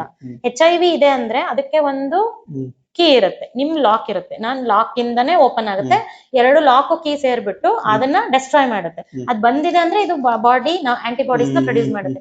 ನಮ್ ಬ್ಲಡ್ ಅಲ್ಲಿ ಆ ಆಂಟಿಬಾಡೀಸ್ ಇದೆ ಅಂದ್ರೆ ಆ ಆಂಟಿಜನ್ ಇದೆ ಅಂತಾನೆ ಅರ್ಥ, HIV ಇದೆ ಅಂತಾನೆ ಅರ್ಥ, ಅವಾಗ ನಮಗೆ ಪಾಸಿಟಿವ್ ಅಂತ. ಇಲ್ಲ ಅಂದ್ರೆ ನಿಮೀಗ ನಾನು ಅವಾಗ್ಲೇ ಹೇಳಿದೆ, slightly positive, slightly negative, slightly positive ಅಥವಾ window period, not detected properly ಅಂದ್ರೆ ಇನ್ನು ಬಂದಿದೆ ಇಲ್ಲ, HIV ಇಲ್ಲ, ಬೇರೆ ಇರ್ಬೋದು, ನಾನು ಹೇಳಿದೆ ಗೊನೋರಿಯಾ ಇರ್ಬೋದು, ಸಿಫಾಲಿಸ್ ಇರ್ಬೋದು, ಬೇರೆ ಬೇರೆ ಇರ್ಬೋದು, ಅವಾಗ ಬೇರೆನೂ ಇರ್ಬೋದು, HIV ಅಂತ ಬೇರೆ ಇರ್ಬೋದು. ಮೊದ್ಲೇ ಈ ತರ ಇನ್ಫೆಕ್ಷನ್ಸ್ ಇದ್ದಾಗ ಮದ್ವೆ ಆಗುತ್ತೆ, ಕನ್ಸೀವ್ ಆಗ್ಬೇಕು, ಈ ಕನ್ಸೀವ್ ಆಗೋ ಟೈಮಲ್ಲೂ ಸಮಸ್ಯೆ ಆಗುತ್ತೆ, ಅವ್ರು ಕನ್ಸೀವ್ ಮಾಡ್ಕೋಬಹುದು ಸರ್. ಈಗ ಇಂಟ್ರಾ ಯುಟರೈನ್ ಪಿಲ್ಸ್ ಅಂತ ಕೊಡ್ತಾರೆ ಸರ್, ನಾವು ಓರಲಿ ತಗೊಳ್ಳೋದಲ್ಲ, ಅದನ್ನ ಯುಟರೈನ್ ಕ್ಯಾವಿಟಿ ಒಳಗೆ ಇನ್ಸರ್ಟ್ ಮಾಡ್ಕೊಳ್ಳೋದು ಸರ್. ಇನ್ಸರ್ಟ್ ಮಾಡ್ಕೊಂಡಾಗ ಅದು ಬಾಡಿ ಟೆಂಪರೇಚರ್ ಗೆ ಕರ್ಗೋಗುತ್ತೆ, ಕರ್ಗೋಗಿ ಅಲ್ಲಿರೋಂತ ಪ್ಯಾಥೋಜನ್ಸ್ ಅನ್ನೆಲ್ಲ ಕಿಲ್ ಮಾಡ್ಬಿಡುತ್ತೆ. ಅದನ್ನ ಫ್ರೀಕ್ವೆಂಟ್ ಆಗಿ ಉಪಯೋಗಿಸೋದ್ರಿಂದ ಕ್ಲಿಯರ್ ಆದ್ಮೇಲೆ ಮತ್ತೆ ಸ್ಕ್ರೀನಿಂಗ್ ಟೆಸ್ಟ್ ಮಾಡಿಸಿದ್ಮೇಲೆ they can conceive normal conceive ಆಗ್ಬೋದು. ಈ ಪ್ರೆಗ್ನೆನ್ಸಿ ಟೈಮು ಈ ತರ ಬಂದಾಗ ಏನಾದ್ರೂ ಇಂಬ್ಯಾಲೆನ್ಸ್ ಅಂತ ಮತ್ತೆ ಶುರು ಆಗುತ್ತೆ ಸರ್? ಪ್ರೆಗ್ನೆನ್ಸಿ ಟೈಮ್ ಅಲ್ಲೂ ಆಗೋ ಚಾನ್ಸಸ್ ಇರುತ್ತೆ ಸರ್. ಅದಕ್ಕೆ ಇನ್ನೊಂದು ನಾನು ಹೇಳೋದ್ ಮತ್ತೆ, ಸ್ಮೋಕಿಂಗ್ ಈಗ ಕಾಮನ್ ಫ್ಯಾಷನ್ ಆಗ್ಬಿಟ್ಟಿದೆ. ಆಲ್ಕೋಹಾಲ್, ಸ್ಮೋಕಿಂಗ್, ಆಸ್ ಯೂಶುವಲಿ ನಾನು ಹೇಳ್ದಂಗೆ ನಮ್ಮ ಯುಟರಸ್ ಆಲ್ರೆಡಿ ನೀವು ಗರ್ಭ ಆಗ್ಬಿಟ್ಟಿದ್ದೀರಾ, ಗರ್ಭಧಾರಣೆ ಆಗಿರುತ್ತೆ, ಅದು ಇಂಪ್ಲಾಂಟೇಶನ್ ಅಂತ ಬರುತ್ತೆ ಸರ್. ನಿಮ್ಮ endometrium wall of the uterus ಅಲ್ಲಿ ಹೋಗಿ ನಿಮ್ಮದು ಇಂಪ್ಲಾಂಟ್ ಆಗ್ಬಿಟ್ಟಿರುತ್ತೆ. ಇಂಪ್ಲಾಂಟ್ ಆದ್ಮೇಲೆ ನೀವು multiple partners, again smoke, again alcohol ಅಥವಾ ಡ್ರಗ್ಸ್, ವಾಟ್ ಎವರ್ CNS ಅಂದ್ರೆ central nervous system induced drugs, parties, late nights, whatever the cultures ಇಂದ ಆ ಇಂಪ್ಲಾಂಟೆಡ್ ಆಗಿರೋದು ಏನಾಗುತ್ತೆ, ಮಗು ಗ್ರಾಜುವಲಿ ಡಿಟ್ಯಾಚ್ ಆಗಕ್ ಸ್ಟಾರ್ಟ್ ಆಗುತ್ತೆ ನಮ್ ಬಾಡಿಗೆ. ಅದಕ್ಕೇನೆ ನಾವು ನಮ್ ರಕ್ತ ಹಂಚ್ಕೊಂಡು ಹುಟ್ಟಿರೋದು ಅಂತೀವಿ. ಅದು ಬೆಳೆಯೋವರೆಗೂ, ಅದ್ರ ಹಾರ್ಟ್ ಡೆವಲಪ್ ಆಗೋವರೆಗೂ ನನ್ನ ಮದರ್ ಬ್ಲಡ್ ಅದಕ್ಕೆ ಸಪ್ಲೈ ಆಗ್ತಾ ಇರುತ್ತೆ. ಆ ಬ್ಲಡ್ ಅಲ್ಲಿ ನಿಮಗೆ ಟಾಕ್ಸಿನ್ಸ್ ಇದ್ರೆ, ಬ್ಲಡ್ ಅಲ್ಲಿ ನಿಮಗೆ ಏನಾದ್ರೂ ಪ್ಯಾಥೋಜನ್ಸ್ ಇದ್ರೆ, ಅದು ಏನ್ ಮಾಡುತ್ತೆ ಅಂದ್ರೆ ಆ ಪ್ಯಾಥೋಜನ್ ಬೆಳೀತಾ ಇರೋ ಎಂಬ್ರಿಯೋ ಅಂತ ಕರಿತೀವಿ ನಾವು, ಶಿಶು ಅಲ್ಲ, ಇನ್ನ ಆಗಿರಲ್ಲ, ಎಂಬ್ರಿಯೋ ಬೆಳೀತಾ ಇರೋ ಡೆವಲಪಿಂಗ್ ಎಂಬ್ರಿಯೋಗೆ ಅಫೆಕ್ಟ್ ಮಾಡುತ್ತೆ. ಅಫೆಕ್ಟ್ ಮಾಡಿದಾಗ ಅದು ಅಸೋಸಿಯೇಷನ್ ಡಿಸೋಸಿಯೇಷನ್ ಆಗುತ್ತೆ. ಬಿಡುಗಡೆ ಮಾಡ್ಕೊಂತ ಹೋದಾಗ ಪ್ರೆಗ್ನೆನ್ಸಿ ಅಬಾರ್ಷನ್ ಆಗುತ್ತೆ. ಆಮೇಲೆ ಏನು ಇದೇ ತರ ಸರ್, ನನಗೆ 6 ತಿಂಗಳು ಆದ್ಮೇಲೆ ಅಬಾರ್ಷನ್ ಆಯ್ತು, ನೀವ್ ಕೇಳಿರ್ತೀರ 8 ತಿಂಗಳು ಆದ್ಮೇಲೆ, 8 ತಿಂಗಳು ಆದ್ಮೇಲೆ, that is because of their lifestyle and habit. So ಅದು completely again comes with lifestyle ಗೆ ಬರುತ್ತೆ. ಆಮೇಲೆ ನಿಮ್ಗೆ ಅದನ್ನು ಪ್ರಿವೆಂಟ್ ಮಾಡ್ಕೋಬೇಕು, ಮಾಡಬಾರ್ದು. ಯೂಶುವಲಿ ಮಾಡ್ಲೇಬೇಕು ಅಂತ ಹಠ ಹಿಡಿದ್ರೆ they have to go with the diagnosis and treatment, and beyond that ಅಂದ್ರೆ they have to face the consequences. ಆಮೇಲೆ ಈಗ ಕೆಲವೊಂದು ನಾವು ನೋಡಿರ್ತೀವಿ, ಈ ಒಂದು ಬುದ್ಧಿಮಾಂದ್ಯತೆ ಅಥವಾ ಏನೋ ಒಂದ್ ಇದ್ರಲ್ಲಿ ಸೊ ಈ ತರ ಇದ್ದಾಗ ನಾನು ಹೇಳದ್ನಲ್ಲ ಸರ್, ಈಗ CNS ಅಂತಂದ್ರೆ ಸೆಂಟ್ರಲ್ ನರ್ವಸ್ ಸಿಸ್ಟಮ್, ನಮ್ಮ ಬ್ರೈನ್ ಡೆವಲಪಿಂಗ್ ಬೇಬಿಗೆ ಬ್ರೈನ್, ಇದು not only brain sir, brain ಅಂತಲ್ಲ, ಮಲ್ಟಿಪಲ್ ಆರ್ಗನ್ಸ್ ಏನಾದ್ರೂ ಎಫೆಕ್ಟ್ ಆಗ್ಬೋದು. ನಾವು ಫಿಸಿಕಲಿ ಚಾಲೆಂಜ್ಡ್ ಅಂತೀವಿ, ಈಗ ನಾವು ಹ್ಯಾಂಡಿಕ್ಯಾಪ್ಡ್ ಅನ್ನಲ್ಲ, ಅದು ಫಿಸಿಕಲಿ ಚಾಲೆಂಜ್ಡ್, ಮೆಂಟಲಿ ಚಾಲೆಂಜ್ಡ್ ಮಗು ಹುಟ್ಟ ಸಾಧ್ಯತೆನೂ ಇದೆ ಸರ್. ನೀವು ಅನಾಮಲಿ ಸ್ಕ್ಯಾನ್ ಅಂತ ಮಾಡ್ತಾರೆ, ನಿಮಗೂ ಕೇಳಿರ್ಬೋದು ನಿಮ್ಮ ಫ್ಯಾಮಿಲಿ ಮೆಂಬರ್ಸ್ ನ. ನಮಗೆ ಎಲ್ಲಾ ಬಾಡಿ ಪಾರ್ಟ್ಸ್ ಎಕ್ಸ್ಟರ್ನಲಿ ಚೆನ್ನಾಗಿದ್ದಂಗೆ ಸ್ಕ್ಯಾನಿಂಗ್ ಅಲ್ಲಿ ತೋರಿಸ್ತಾ ಇರುತ್ತೆ. 5th month, after 5th month ಅಲ್ಲಿ ಇಂಟರ್ನಲ್ ಎಕ್ಸ್ಟರ್ನಲ್ ತುಂಬಾ ಸೊಫಿಸ್ಟಿಕೇಟೆಡ್ ಸ್ಕ್ಯಾನಿಂಗ್ ಬಂದಿದೆ ಸರ್. ಇಂಟರ್ನಲ್ ಎಕ್ಸ್ಟರ್ನಲ್ ಆರ್ಗನ್ಸ್ ಚೆನ್ನಾಗಿದಾವು ಅನ್ನಂಗೆ ತೋರಿಸ್ತಿರುತ್ತೆ ಸರ್. 8 ಮಂತ್ಸ್ ಆದ್ಮೇಲೆ ಕಿಡ್ನಿ ಏನೋ ಡ್ಯಾಮೇಜ್ ಬಂದಿರೋದು, ಲಿವರ್ ಏನೋ ಡ್ಯಾಮೇಜ್ ಬಂದಿರೋದು, because of their lifestyles. ಇದು intrauterine infections, totally urinary tract infections and their lifestyles. ಹೌದು, ಒಳ್ಳೆ ಮಾಹಿತಿ ಕೂಡ ಕೊಟ್ಟಿದ್ದೀರಾ. ಯಾರು ಇದನ್ನ ಜನರಲ್ ಆಗಿ ಯಾರು ಡಿಸ್ಕಷನ್ ಮಾಡೋದಿಲ್ಲ, ಸಾಮಾನ್ಯವಾಗಿ ನಾವೆಲ್ಲೂ ಕೇಳೋದು ಇಲ್ಲ ಸರ್. ಅದೇ ಒಂದು ನಮ್ಮ ದೇಶದ ಸಮಸ್ಯೆ ಸರ್. ಅದಕ್ಕೆ ಅದರಿಂದಾನೇ ನೀವು ಸರ್ವೈಕಲ್ ಕ್ಯಾನ್ಸರ್ ಅಂತ ಹೇಳಿದಕ್ಕೆ, ಸಮಸ್ಯೆ ಅಂದಿದ್ದಕ್ಕೆ, cervical cancer 77,000 deaths per annum according to 2023 report ಆಗ್ತಾ ಇದೆ.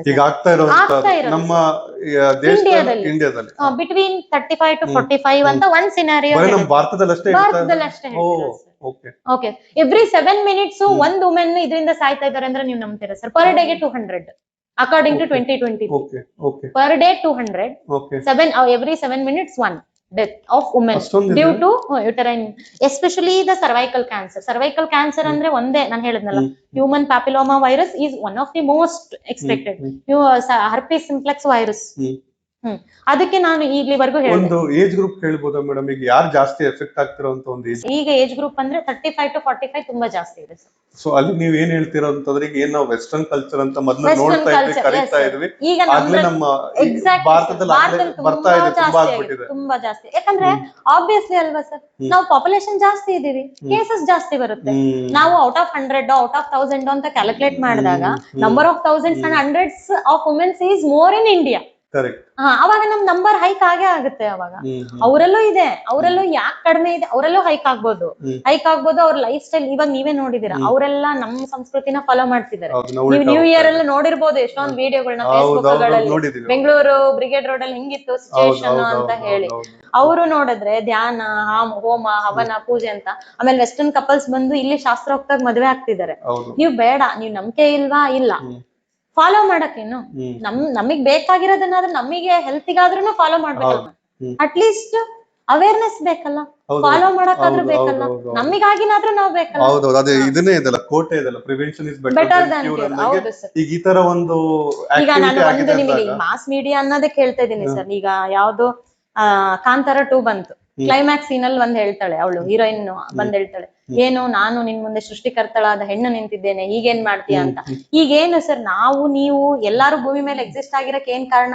ಫಿಮೇಲ್ ರಿಪ್ರೊಡಕ್ಟಿವ್ ಸಿಸ್ಟಮ್, ಗರ್ಭಾಶಯ. ನಮ್ ತಾಯಿಯವರಿಂದ ನಮಗ್ ಬಂದೆ, ನಾವ್ ಇಷ್ಟ ಆರೋಗ್ಯವಾಗಿದ್ದೀವಿ. ಆ ಗರ್ಭ ಧಾರಣೆ ಆಗಂತ ಒಂದು ಅಂಗಗಳನ್ನ ನಾವು ಸರಿಯಾಗಿ ಅದ್ರ ಆರೋಗ್ಯದ ಬಗ್ಗೆ ಆರೋಗ್ಯಕರವಾದ ಮಾಹಿತಿನ ಎಲ್ಲಾರ್ಗು ಕೊಡ್ಲಿಲ್ಲ ಅಂತಂದ್ರೆ, ನಮ್ ದೇಶದಲ್ಲಿ ಈಗ 10 ಮಕ್ಳು ಇದ್ದಿದ್ದು 5 ಆಯ್ತು, 5 ಇದ್ದಿದ್ದು 3 ಆಯ್ತು, 3 ಇದ್ದಿದ್ದು 2 ಆಯ್ತು, ಈಗ 1 ಆಯ್ತು. ಒಂದಕ್ಕೂ ಒಂದು ಹೆಲ್ದಿ ಬೇಬಿಗೂ ಅವಕಾಶ ಇಲ್ಲ ಅಂತಲ್ಲಿ ಹೋಗುತ್ತೆ. ನಿಜ ನಿಜ, ಇದೇನು ಹೊಸದಲ್ಲ, ಇಟ್ಸ್ ಆಲ್ ಬಂದಿರೋದೇ ಬಯೋಲಾಜಿಕಲಿ ಅದನ್ನೇ ಹೇಳಿದ್ದೆ ಸರ್. ನಾವು ಸೃಷ್ಟಿ, ನಮ್ಮ ನಿಮ್ಮೆಲ್ಲರ ಸೃಷ್ಟಿ ಕಾರಣವಾಗಿರೋ ಅಂತ ಒಂದು ಅಂಗನೇ ನಾವು ಅಷ್ಟು ನೆಗ್ಲೆಕ್ಟ್ ಮಾಡಿದ್ರೆ ನಾವ್ ಇನ್ನೇನನ್ ಚೆನ್ನಾಗಿ ಇಟ್ಕೊಂತೀವಿ? ಮಟೀರಿಯಲ್ ಕಲ್ಚರ್ ಬಿಟ್ಬಿಡಿ, ನಾನ್ ಈವನ್ ಇನ್ನು ಪ್ಯಾಡ್ಮ್ಯಾನ್ ಸರ್, ಪ್ಯಾಡ್ಮ್ಯಾನ್ ಮೂವಿ ನೋಡಿದಿರ ಅನ್ಸುತ್ತೆ, ಅಕ್ಷಯ್ ಕುಮಾರ್. ಅವ್ರಿಗೆ ಎಷ್ಟೆಲ್ಲಾ ಅಬ್ಸ್ಟಾಕಲ್ಸ್ ಬರುತ್ತೆ, ಆದ್ರೂ ಅವ್ರು ಸಕ್ಸಸ್ ಆಗ್ತಾರೆ. ಸಕ್ಸಸ್ ಆದ್ಮೇಲೆ ಸಮಾಜ ರಿಸೀವ್ ಮಾಡುತ್ತೆ. ಪ್ರತಿಯೊಂದು ಅಂತ ಅದೇ ಸರ್. ಈಗ ನನಗೆ ಸ್ವಾಮಿ ವಿವೇಕಾನಂದರದ್ ಮಾತು ನೆನಪಾಗುತ್ತೆ, ಪ್ರತಿಯೊಂದು ವಿಷಯನು ಫಸ್ಟ್ ರಿಜೆಕ್ಷನ್, ಆಮೇಲೆ ಅಕ್ಸೆಪ್ಟೆನ್ಸ್. ಇದು ಕೂಡ ಅದೇ ತರ ಅನ್ನೋದು ನನ್ ಪರ್ಸನಲ್ ಒಪಿನಿಯನ್ ಸರ್, ನಿಮ್ದು ಗೊತ್ತಿಲ್ಲ. ಬಹಳಷ್ಟು ಕಡೆ ಈಗ ಚರ್ಚೆ ನಡೀತಾ ಇದೆ. ಇದು ಒಂಥರ ಏನಂತಾರ, ಸ್ವಾಗತ, ವೆಲ್ಕಮಿಂಗ್ ಮೂವ್. ಇದೇನಂತೀವಿ ಐ ಬ್ರೇಕಿಂಗ್ ಅಂತ. ಐ ಬ್ರೇಕಿಂಗ್, ನಮ್ಮ ಕಣ್ಣುಗಳಿಗೆ ಪೊರೆ ಬಂದದನ್ನ ಬ್ರೇಕ್ ಮಾಡೋಂಥದ್ದು. ಅಂದ್ರೆ come out of the shell. ನಾವು ಕಪ್ಪೆ ಚಿಪ್ನ ಒಳಗಿರ್ತೀವಿ, ಅದರಿಂದ ಹೊರಗ್ ಬಂದು ಯೋಚನೆ ಮಾಡ್ಬೇಕು. ಈಗ ಮಾಸ್ ಮೀಡಿಯಾದಿಂದ ಇಷ್ಟೊಂದೆಲ್ಲಾ ತಿಳ್ಕೊಂತಿದೀರಾ ಅಂದ್ರೆ, ಇದನ್ನ ತಿಳ್ಕೊಬೇಕಾದನ್ನ ತಿಳ್ಕೊಳ್ಳೋದ್ರಲ್ಲಿ ಏನ್ ತಪ್ಪು ಅಲ್ವೇ ಅಲ್ಲ. ಆಮೇಲೆ ಇನ್ನೊಂದು, ನಮ್ ದೇಶದಲ್ಲಿ ಯಾವ್ದ್ ತಿಳ್ಕೊಳಕ್ ನಾಚಿಕೆ ಪಟ್ಕೋಬಾರ್ದು, ಅದು ತುಂಬಾ ನಾಚಿಕೆ ಪಟ್ಕೊಂತಾರೆ.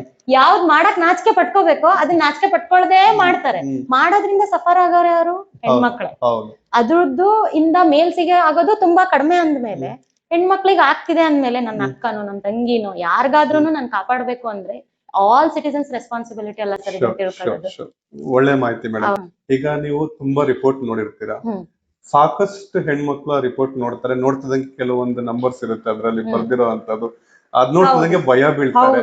ಹಿಂಗ್ ಇರ್ಬೇಕಾದ್ರೆ ಒಂದು ಸಾಮಾನ್ಯವಾಗಿರುವಂತ ಒಂದು ವಿಮೆನ್ ಅಂದ್ರೆ ಒಂದು ನಾರ್ಮಲ್ ವಿಮೆನ್ ಅಥವಾ ಒಂದು ಹೆಣ್ಮಕ್ಳು ಯಾರಿದ್ದಾರೆ, ಏನ್ ಎಕ್ಸಾಕ್ಟ್ ಆಗಿ ಅದ್ರಲ್ಲಿ ರಿಪೋರ್ಟ್ ನೋಡ್ಬೇಕಾಗುತ್ತೆ ಸರ್? ರಿಪೋರ್ಟ್ ಅಲ್ಲಿ ನೀವು ಅಲ್ಲಿ ನೋಡ್ಬೇಕಾಗಿರೋದು, ರಿಪೋರ್ಟ್ ಬಂದ ತಕ್ಷಣ ಪಾಸಿಟಿವ್ ಇದೆನಾ ನೆಗೆಟಿವ್ ಇದೆನಾ, ಅದು ಫಸ್ಟ್.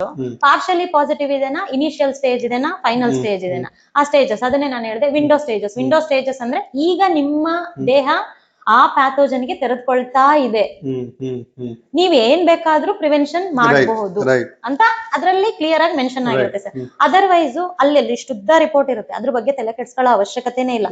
ಅವ್ರು ಯಾಕಂದ್ರೆ ಫರ್ದರ್ ಡಯಾಗ್ನೋಸಿಸ್ ಗೆ ಯೂಸ್ ಆಗ್ಲಿ ಅನ್ನೋದಕ್ಕೆ ಆ ಡೀಟೇಲ್ಸ್ ನೆಲ್ಲ ಮೆನ್ಷನ್ ಮಾಡಿರ್ತಾರೆ ಅಷ್ಟೇ. ಬಿಟ್ರೆ ಅದ್ರ ಬಗ್ಗೆ ತಲೆ ಕೆಡಿಸ್ಕೊಳ್ಳೋ ಅವಶ್ಯಕತೆ ಇಲ್ಲ. ಎಂಡ್ ರಿಪೋರ್ಟ್ ಬಗ್ಗೆ ತಲೆ ಕೆಡಿಸ್ಕೊಂಡು ಅವ್ರು ಪ್ರಿಸ್ಕ್ರೈಬ್ ಮಾಡೋ ತರ ಫಾಲೋ ಮಾಡ್ಬಿಟ್ರೆ ಸಾಕು. Right time test ಮಾಡಿಸ್ಕೋಬೇಕು.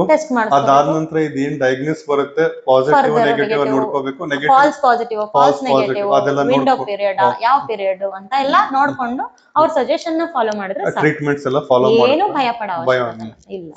ಅದೆಲ್ಲ ಟೈಮಿಂಗ್ ಸರಿ ಆದ್ರೆ ಎಲ್ಲ ಸರಿ ಎಲ್ಲ ಸರಿ ಹೋಗುತ್ತೆ, ಎಲ್ಲ ಸರಿ. ಯಾವ್ದಾದ್ರು ಒಂದು ಟೆಸ್ಟ್ ಅಥವಾ ಪರೀಕ್ಷೆ ವರ್ಷದಲ್ಲಿ ಒಂದ್ಸಲ ಮಾಡಿಸ್ಲೇಬೇಕು ಅಂತ ಏನಾದ್ರು ಕಾಯಂ ಆಗಿದೆ ಸರ್ ಕಾಯಂ ಹೆಣ್ಮಕ್ಳಲ್ಲಿ? ಹೆಣ್ಮಕ್ಳಲ್ಲಿ ಅದನ್ನೇ ಓಕೆ ಏನಂದ್ರೆ ಸರ್ ಈಗ ಏಜ್ ಬಿಟ್ವೀನ್ 35 to 45 ಅದೇ ನಾನು ಆಲ್ರೆಡಿ ಹೇಳ್ದಾಗೇನೆ ಅವ್ರ ಲೈಫ್ ಸ್ಟೈಲ್ ಗೆ ಸಂಬಂಧಪಟ್ಟಂಗೆ 3 to 5 ಇಯರ್ಸ್ ಒಂದ್ಸರಿ 3 to 5 ಇಯರ್ಸ್ ಒಂದ್ಸರಿ ಸರ್ ಅದು ಪ್ಯಾಮ್ ಟೆಸ್ಟ್ ಮಾಡಿಸ್ಬೋದು, ಮಾಲಿಕ್ಯುಲರ್ ಲೆವೆಲ್ ಟೆಸ್ಟ್ ಮಾಡಿಸ್ಬೋದು ಸರ್. ನಮ್ಮ ಸ್ಯಾಂಪಲ್ಸ್ ನ ತಗೊಂಡೋಗಿ ಮಾಲಿಕ್ಯುಲರ್ ಲೆವೆಲ್ ಅಲ್ಲೂ ಟೆಸ್ಟ್ ಮಾಡಿಸ್ಬೋದು. ನಾನು ಯಾಕೆ ಮಾಲಿಕ್ಯುಲರ್ ಲೆವೆಲ್ ಟೆಸ್ಟ್ ಮಾಡಿಸ್ಬೋದು ಅಂತ ಹೇಳ್ತಿದ್ದೀನಿ ಅಂದ್ರೆ ಅದು ನಿಮಗೆ ಸಿಂಟಮ್ಸ್ ಇದ್ರೆ ಇಚ್ಚಿಂಗು, ಇರಿಟೇಷನ್, ಫೌಲ್ ಸ್ಮೆಲ್, ವೈಟ್ ಇದ್ರೆ ನೀವು ಹೈಯರ್ ಡಯಾಗ್ನೋಸ್ಟಿಕ್ ಹೋಗ್ರಿ. ಇಲ್ಲ ಅಂದ್ರೆ ಅನ್ನೆಸೆಸರಿ ಯಾಕೆ ಹೋಗ್ತೀರಾ? ಕಾಮನ್ ಸ್ಕ್ರೀನಿಂಗ್ ಟೆಸ್ಟ್ ಸಾಕಲ್ವಾ? 35 and ಅಬವ್ಗೆ 3 ಇಯರ್ಸ್ ಒಂದ್ಸರಿ ಅಥವಾ 5 ಇಯರ್ಸ್ ಒಂದ್ಸರಿ ಅಪ್ ಟು 65 ಇಯರ್ಸ್. ಈ ಟೀನೇಜ್ ಅಲ್ಲಿ ಒಂದು ಹೇಳ್ಬೇಕು ಅಂದ್ರೆ ಈಗ ಒಂದು ನಾರ್ಮಲ್ ಒಂದು ಕಾಲೇಜಿಗೆ ಹೋಗ್ಬೇಕಾದ್ರೆ ಕೆಲವೊಂದು ಈ ತರ ಆಕ್ಟಿವಿಟಿ ಶುರು ಆಗುತ್ತೆ. ಹೌದು sir 16 to 18 sir 16 to 18 within 3 years ಅಲ್ಲಿ ಅವ್ರು ಎಂಗೇಜಿಂಗ್ ಅಂದ್ರೆ ವಿತಿನ್ 3 ಇಯರ್ಸ್ ಅಲ್ಲಿ ಬಂದು 3 ಇಯರ್ಸ್ ಅಲ್ಲಿ ಈಗ ನಾನು ಎಂಗೇಜ್ ಆಗಿದ್ದೀನಿ ಅಂದ್ರೆ 1 ಇಯರ್ 1.5 ಇಯರ್ ಅಲ್ಲಿ ಒಂದು, ಆಮೇಲೆ ಆಫ್ಟರ್ 3 ಇಯರ್ಸ್ ಒಂದು ಈ ತರ ಟೆಸ್ಟ್ ಮಾಡ್ಸಿದೀನಿ. ಏನು ನಾನ್ ದಿನಾ ಹೋಗ್ಬೇಕು ಬ್ಲಡ್ ಟೆಸ್ಟ್ ತರ ವಾರಕ್ಕೊಂದ್ಸರಿ ಹೋಗ್ಬೇಕು ಹಂಗೇನಿಲ್ಲ. ಆ ಸಿಂಟಮ್ ಅಂದ್ರೆ ನೀವು ಸಿಂಟಮ್ಸ್ ಇತ್ತು ಅಂದ್ರೆ ಹೋಗ್ಲಿ, ಸಿಂಟಮ್ಸ್ ಇಲ್ಲ ಅಂದ್ರೆ within 3 years after 3 years teenagers 16 ರಿಂದ 18, 20, 25 35 ಮೇಲೆ ಆದವರು ಇವಾಗ ನಾನು ಟೆಸ್ಟ್ ಮಾಡಿಸಿ ನನ್ನ ಹತ್ರ ರಿಪೋರ್ಟ್ ಇರುತ್ತೆ, ಅಪ್ರಾಕ್ಸಿಮೇಟ್ಲಿ ನನಗೆ ತಲೆಯಲ್ಲಿ ಇರುತ್ತೆ, ಅದಾಗಿ 3 ಇಯರ್ಸ್ ಹೋಗ್ಬೋದು ಅಪ್ ಟು 65 ಇಯರ್ಸ್ 3 ಅಥವಾ 5 ಇಯರ್ಸ್. 65 ಇಯರ್ಸ್ ಮೇಲೆ they are make sure that they are not using anything and they are not doing ಅಂತಂದ್ರೆ 65 ಪ್ಲಸ್ ಇರೋರು ಮಾಡಿಸ್ತಾ ಇದ್ರು ನಡೀತೆ. ಅಷ್ಟೊತ್ತಿಗೆ ಒಂದು ಕಂಡೀಷನ್ ಬಂದಿರುತ್ತೆ ಬಾಡಿ 65 ಅಪ್ ಟು 65 ಅಂತ. 65 ಮೇಲೆ ಮಾಡಿಸ್ತಾ ಇದ್ರು ನಡೆಯುತ್ತೆ. ಕಾಂಟ್ರಾಸೆಪ್ಟಿವ್ ಪಿಲ್ಸ್ ಬಗ್ಗೆ ಎಲ್ಲ ಹೇಳ್ತಾ ಇದ್ದೀವಿ. ಈಗ ಕಾಂಟ್ರಾಸೆಪ್ಟಿವ್ ಅಂತ ಬಂದಾಗ ಈ ನಿರೋಧ ಕೂಡ ಒಂದು ಭಾಗವಾಗಿದೆ. ಈ ನಿರೋಧ ಬಳಸೋದ್ರಿಂದ ಏನಾದ್ರು ಸೈಡ್ ಎಫೆಕ್ಟ್? ಸರ್ ನಿರೋಧ ಅದು ಯಾವ ಮಟೀರಿಯಲ್ ಇಂದ ಮೇಡ್ ಆಗಿದೆ, ಅದ್ರದ್ದು ಕಂಪೋಸಿಷನ್ ಏನು, ಅದು ಕೂಡ ನಾವು ಪ್ರಿಕಾಷನ್ ಅಷ್ಟು ಡೀಪ್ ಲೆವೆಲ್ ನಾಲೆಡ್ಜ್ ಯಾರಿಗೂ ಇರಲ್ಲ. ಬಟ್ ಅದೇ ಅಗೇನ್ ನಾನು ಕೇಳ್ತಿರೋದು ಈಗ ಅದ್ ಬಂದಾಗ ಮೊದ್ಲೇನಾಗಿತ್ತು ಅಂದ್ರೆ ಒಂದು ಮೇಲ್ ಗಂಡ್ಸಾದವ್ರಿಗಿತ್ತು ಅಂದ್ರೆ ಈಗ ಮೇಲ್ ಇದ್ರಲ್ಲಿ ಇತ್ತು ನಿರೋಧ. ಇವಾಗ ಫಿಮೇಲ್ಗೂ ನಿರೋಧ ಅಂತ ಬಂದಿದೆ, ಹೆಣ್ಮಕ್ಳಿಗೂ ಬಂದಿದೆ. ಸೊ ಹಿಂಗಿರ್ಬೇಕಾದ್ರೆ ಅದು ಸೇಫಾ ಅಥವಾ ಯಾವ್ದು ಕಾಂಟ್ರಾಸೆಪ್ಟಿವ್ ಪಿಲ್ಸ್ ಅಂತ ಏನ್ ಬರುತ್ತೆ ಇದನ್ನು ಕಾಂಟ್ರಾಸೆಪ್ಟಿವ್ ಗೆ ಬರುತ್ತೆ? ಈಗ ನಿರೋಧ ಬಳಸಿದ್ರೆ ಈ ಪಿಲ್ಸ್ ಬಳಸದೇ ಇರ್ಬೋದು, ನಿರೋಧ ಬಳಸಬಹುದು ಸರ್. ಅದೇ ನಾನು ಹೇಳ್ತಿದ್ದೀನಲ್ಲ, ಯಾವ ಕಂಪ್ನಿದು ಕೆಮಿಕಲ್ ಕಂಪೋಸಿಷನ್ ಏನು, ಅದ್ರ ಸೈಡ್ ಎಫೆಕ್ಟ್ ಲಿಸ್ಟ್ ಸರ್ ಯಾರು 100% ಶೋರ್ ಅಂದ್ರೆ 100% ಶೋರ್ ಆಗಿರಲ್ಲ. ಚೀಪ್ಲಿ ಅವೈಲಬಲ್ ರಾ ಮಟೀರಿಯಲ್ಸ್ ನೇ ಎಲ್ಲಾರು ಕಮರ್ಷಿಯಲ್ ಪರ್ಪಸ್ ಯೂಸ್ ಮಾಡೋದು. ನೀವು ಕಾಸ್ಟ್ಲಿ ಆದ್ರೂ ಚಿಂತೆ ಇಲ್ಲ, advised contraceptives medically advised contraceptives ನ ಯೂಸ್ ಮಾಡೋದು 80 to 90% ಸೇಫ್ ನಿರೋಧ. ಮೇ ಬಿ ಇದನ್ನ ಹ್ಯಾಸ್ ಅ ಟಾಪಿಕ್ ನಾವು ಮತ್ತೆ ಮುಂದೆ ಯಾವ್ದಾದ್ರು ಒಂದು ಸಂಚಿಕೆಯಲ್ಲಿ ಮಾತಾಡೋಣ ಅಂತ. ಯಾಕಂದ್ರೆ ಈಗ ಪಿಲ್ಸ್ ಅಂತ ಬಂದಾಗೂ ಸುಮಾರಿದೆ, ಕಾಂಟ್ರಾಸೆಪ್ಟಿವ್ ಅಂದಾಗ ಇದೊಂದು ಲಾರ್ಜ್ ಟರ್ಮ್ ಇದು. ಇದ್ರೊಳಗೆ ಪಿಲ್ಸ್ ಬರುತ್ತೆ, ನಿರೋಧ ಬರುತ್ತೆ, ಕೆಲವೆಲ್ಲ ಬೇರೆ ಯಾವ್ದನ್ನೇ ಆದ್ರೂ ತುಂಬಾ ಡೀಪ್ ಆಗಿನೂ ನಾವು ಅನಲೈಸ್ ಮಾಡಿ ಕೊಡ್ಬೋದು. ಅದು ಟೀ ಇದನ್ನ ಹಾಕ್ತಾರೆ ಅಲ್ವಾ, ಕಾಪರ್ಟೀಸ್ ಎಲ್ಲ ಹಾಕ್ತಾರೆ, ಅದನ್ನು ಬರುತ್ತೆ. ಮೇ ಬಿ 5 ಇಯರ್ ಕಾಪರ್ಟಿ ಎಲ್ಲ ಹಾಕ್ತಾರೆ. ಸೊ ಮೇ ಬಿ ಇದನ್ನ ಒಂದು ಸಂಚಿಕೆ ಸಪರೇಟ್ ಆಗಿ ಮುಂದೆ ತಗೊಂಡು ಮಾಡೋಣ ಅಂತ ಒಂದು ಟಾಪಿಕ್ ಅಲ್ಲೇ. ಈಗ ಸಾಕಷ್ಟು ಒಂದು ಡಿಸ್ಕಷನ್ ಆಗಿದೆ ರಿಪ್ರೊಡಕ್ಟಿವ್ ವಿಮೆನ್ ಕನ್ಸರ್ನ್ಸ್ ಏನಿದೆ. ಈಗ ಕೊನೆಯದಾಗಿ ನಾವು ಮುಗಿಸೋ ಮೊದಲು ಒಂದು ನಮ್ಮ ವೀಕ್ಷಕರಿಗೆ ಒಂದು ಮೆಸೇಜ್ ಏನಾದ್ರು ನೀವು ಅವ್ರಿಗೆ ಒಂದು ಮಾಹಿತಿ ಅಥವಾ ಮೆಸೇಜ್ ಏನಾದ್ರು ಹೇಳ್ಬೇಕು ಅಂದ್ರೆ ಏನ್ ಹೇಳ್ತೀರಿ ಸರ್? ಅದೇ ನಾನು ಆಗ್ಲೇ ಹೇಳಿದ್ದೀನಿ, ಸಾಕಷ್ಟು ಡಿಸ್ಕಷನ್ ಆಗಿದ್ದೀವಿ.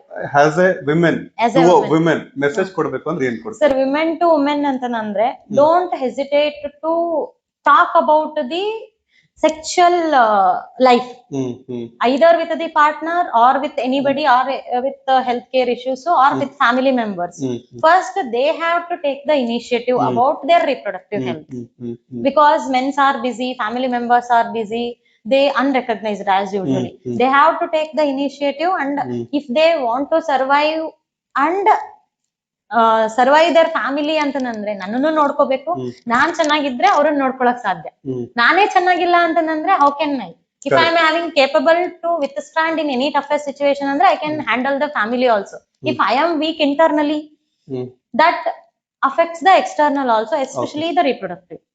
ಅದಕ್ಕೆ they have to take the initiative, they have to come up, they have to speak.